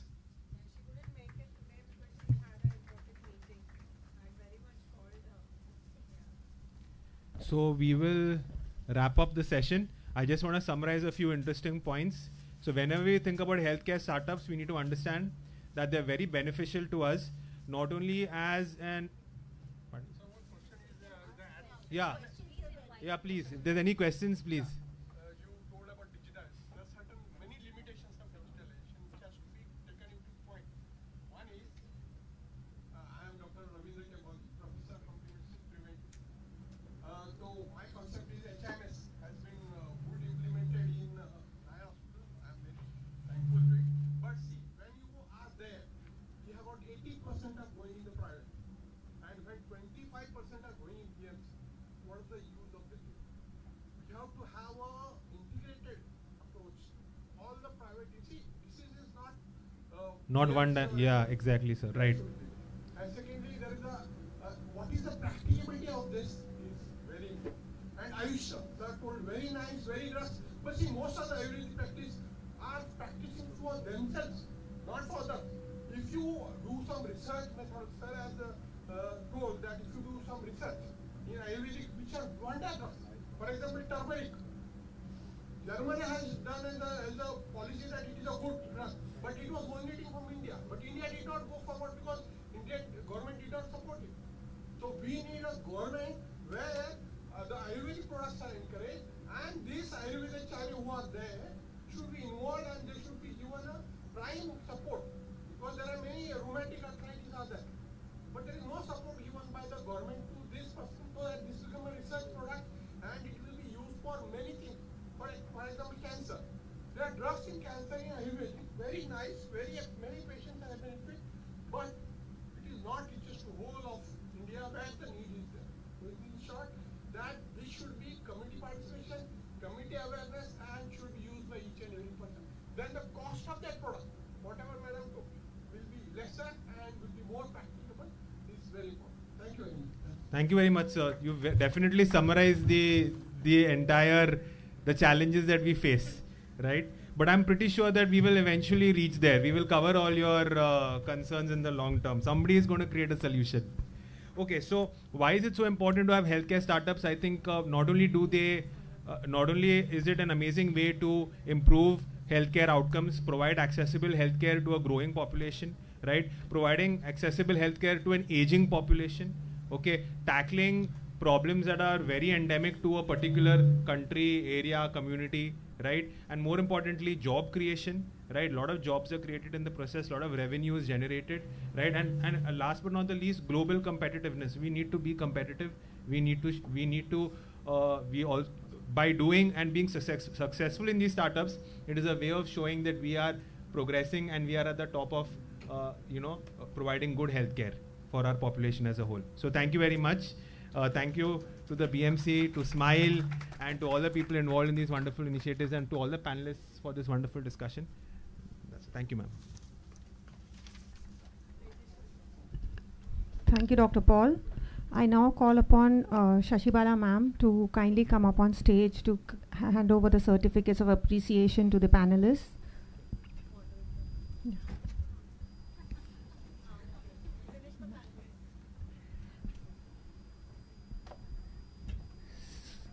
The certificate of appreciation for Dr. Pranav Chikarmane.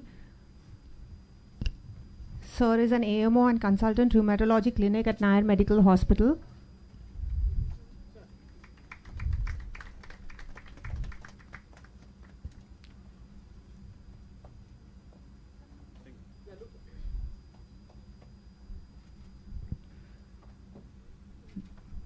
Ma'am, requesting you to kindly hand over the certificate of appreciation to Dr. Santosh Kondekar, Associate Professor, Department of Pediatrics, Nair Medical Hospital.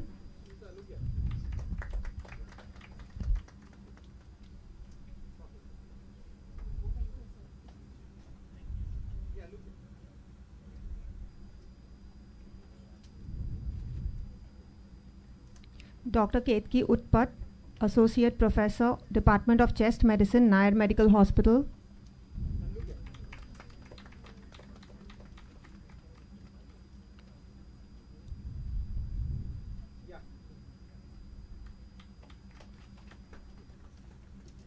Dr. Gaurav Surana, Assistant Professor, Department of Cardiology, Nair Medical Hospital.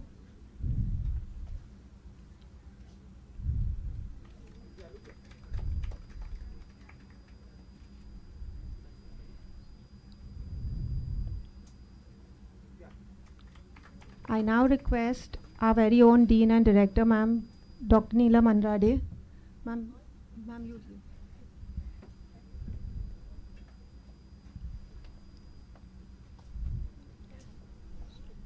Dr. Jay Churasama, Senior Resident, Department of Gastroenterology, Nair Medical Hospital.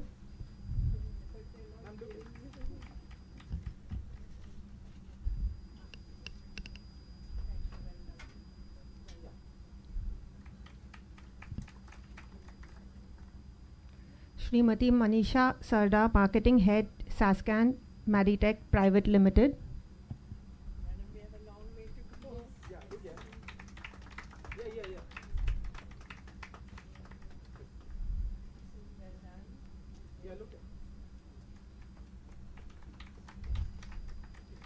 Mr. Anirban Chatterjee, Founder, Haystack Analytics.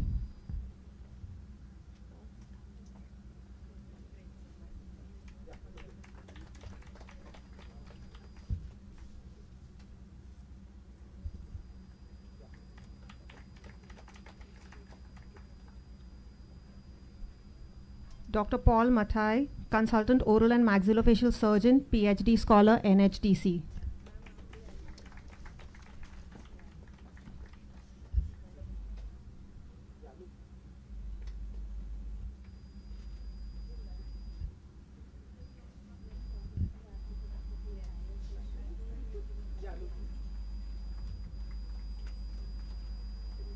I request all the panelists to kindly come forward. Ma'am, we'll just take a picture. All of you come forward, please.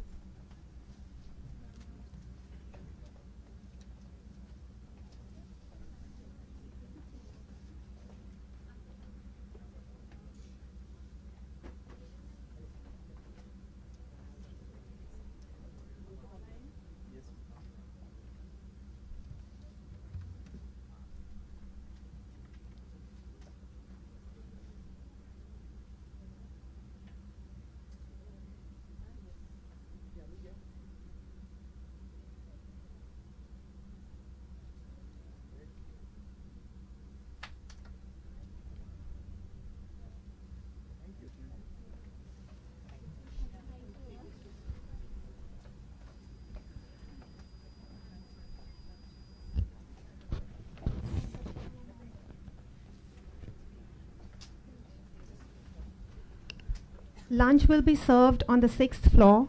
I request everybody to proceed for lunch.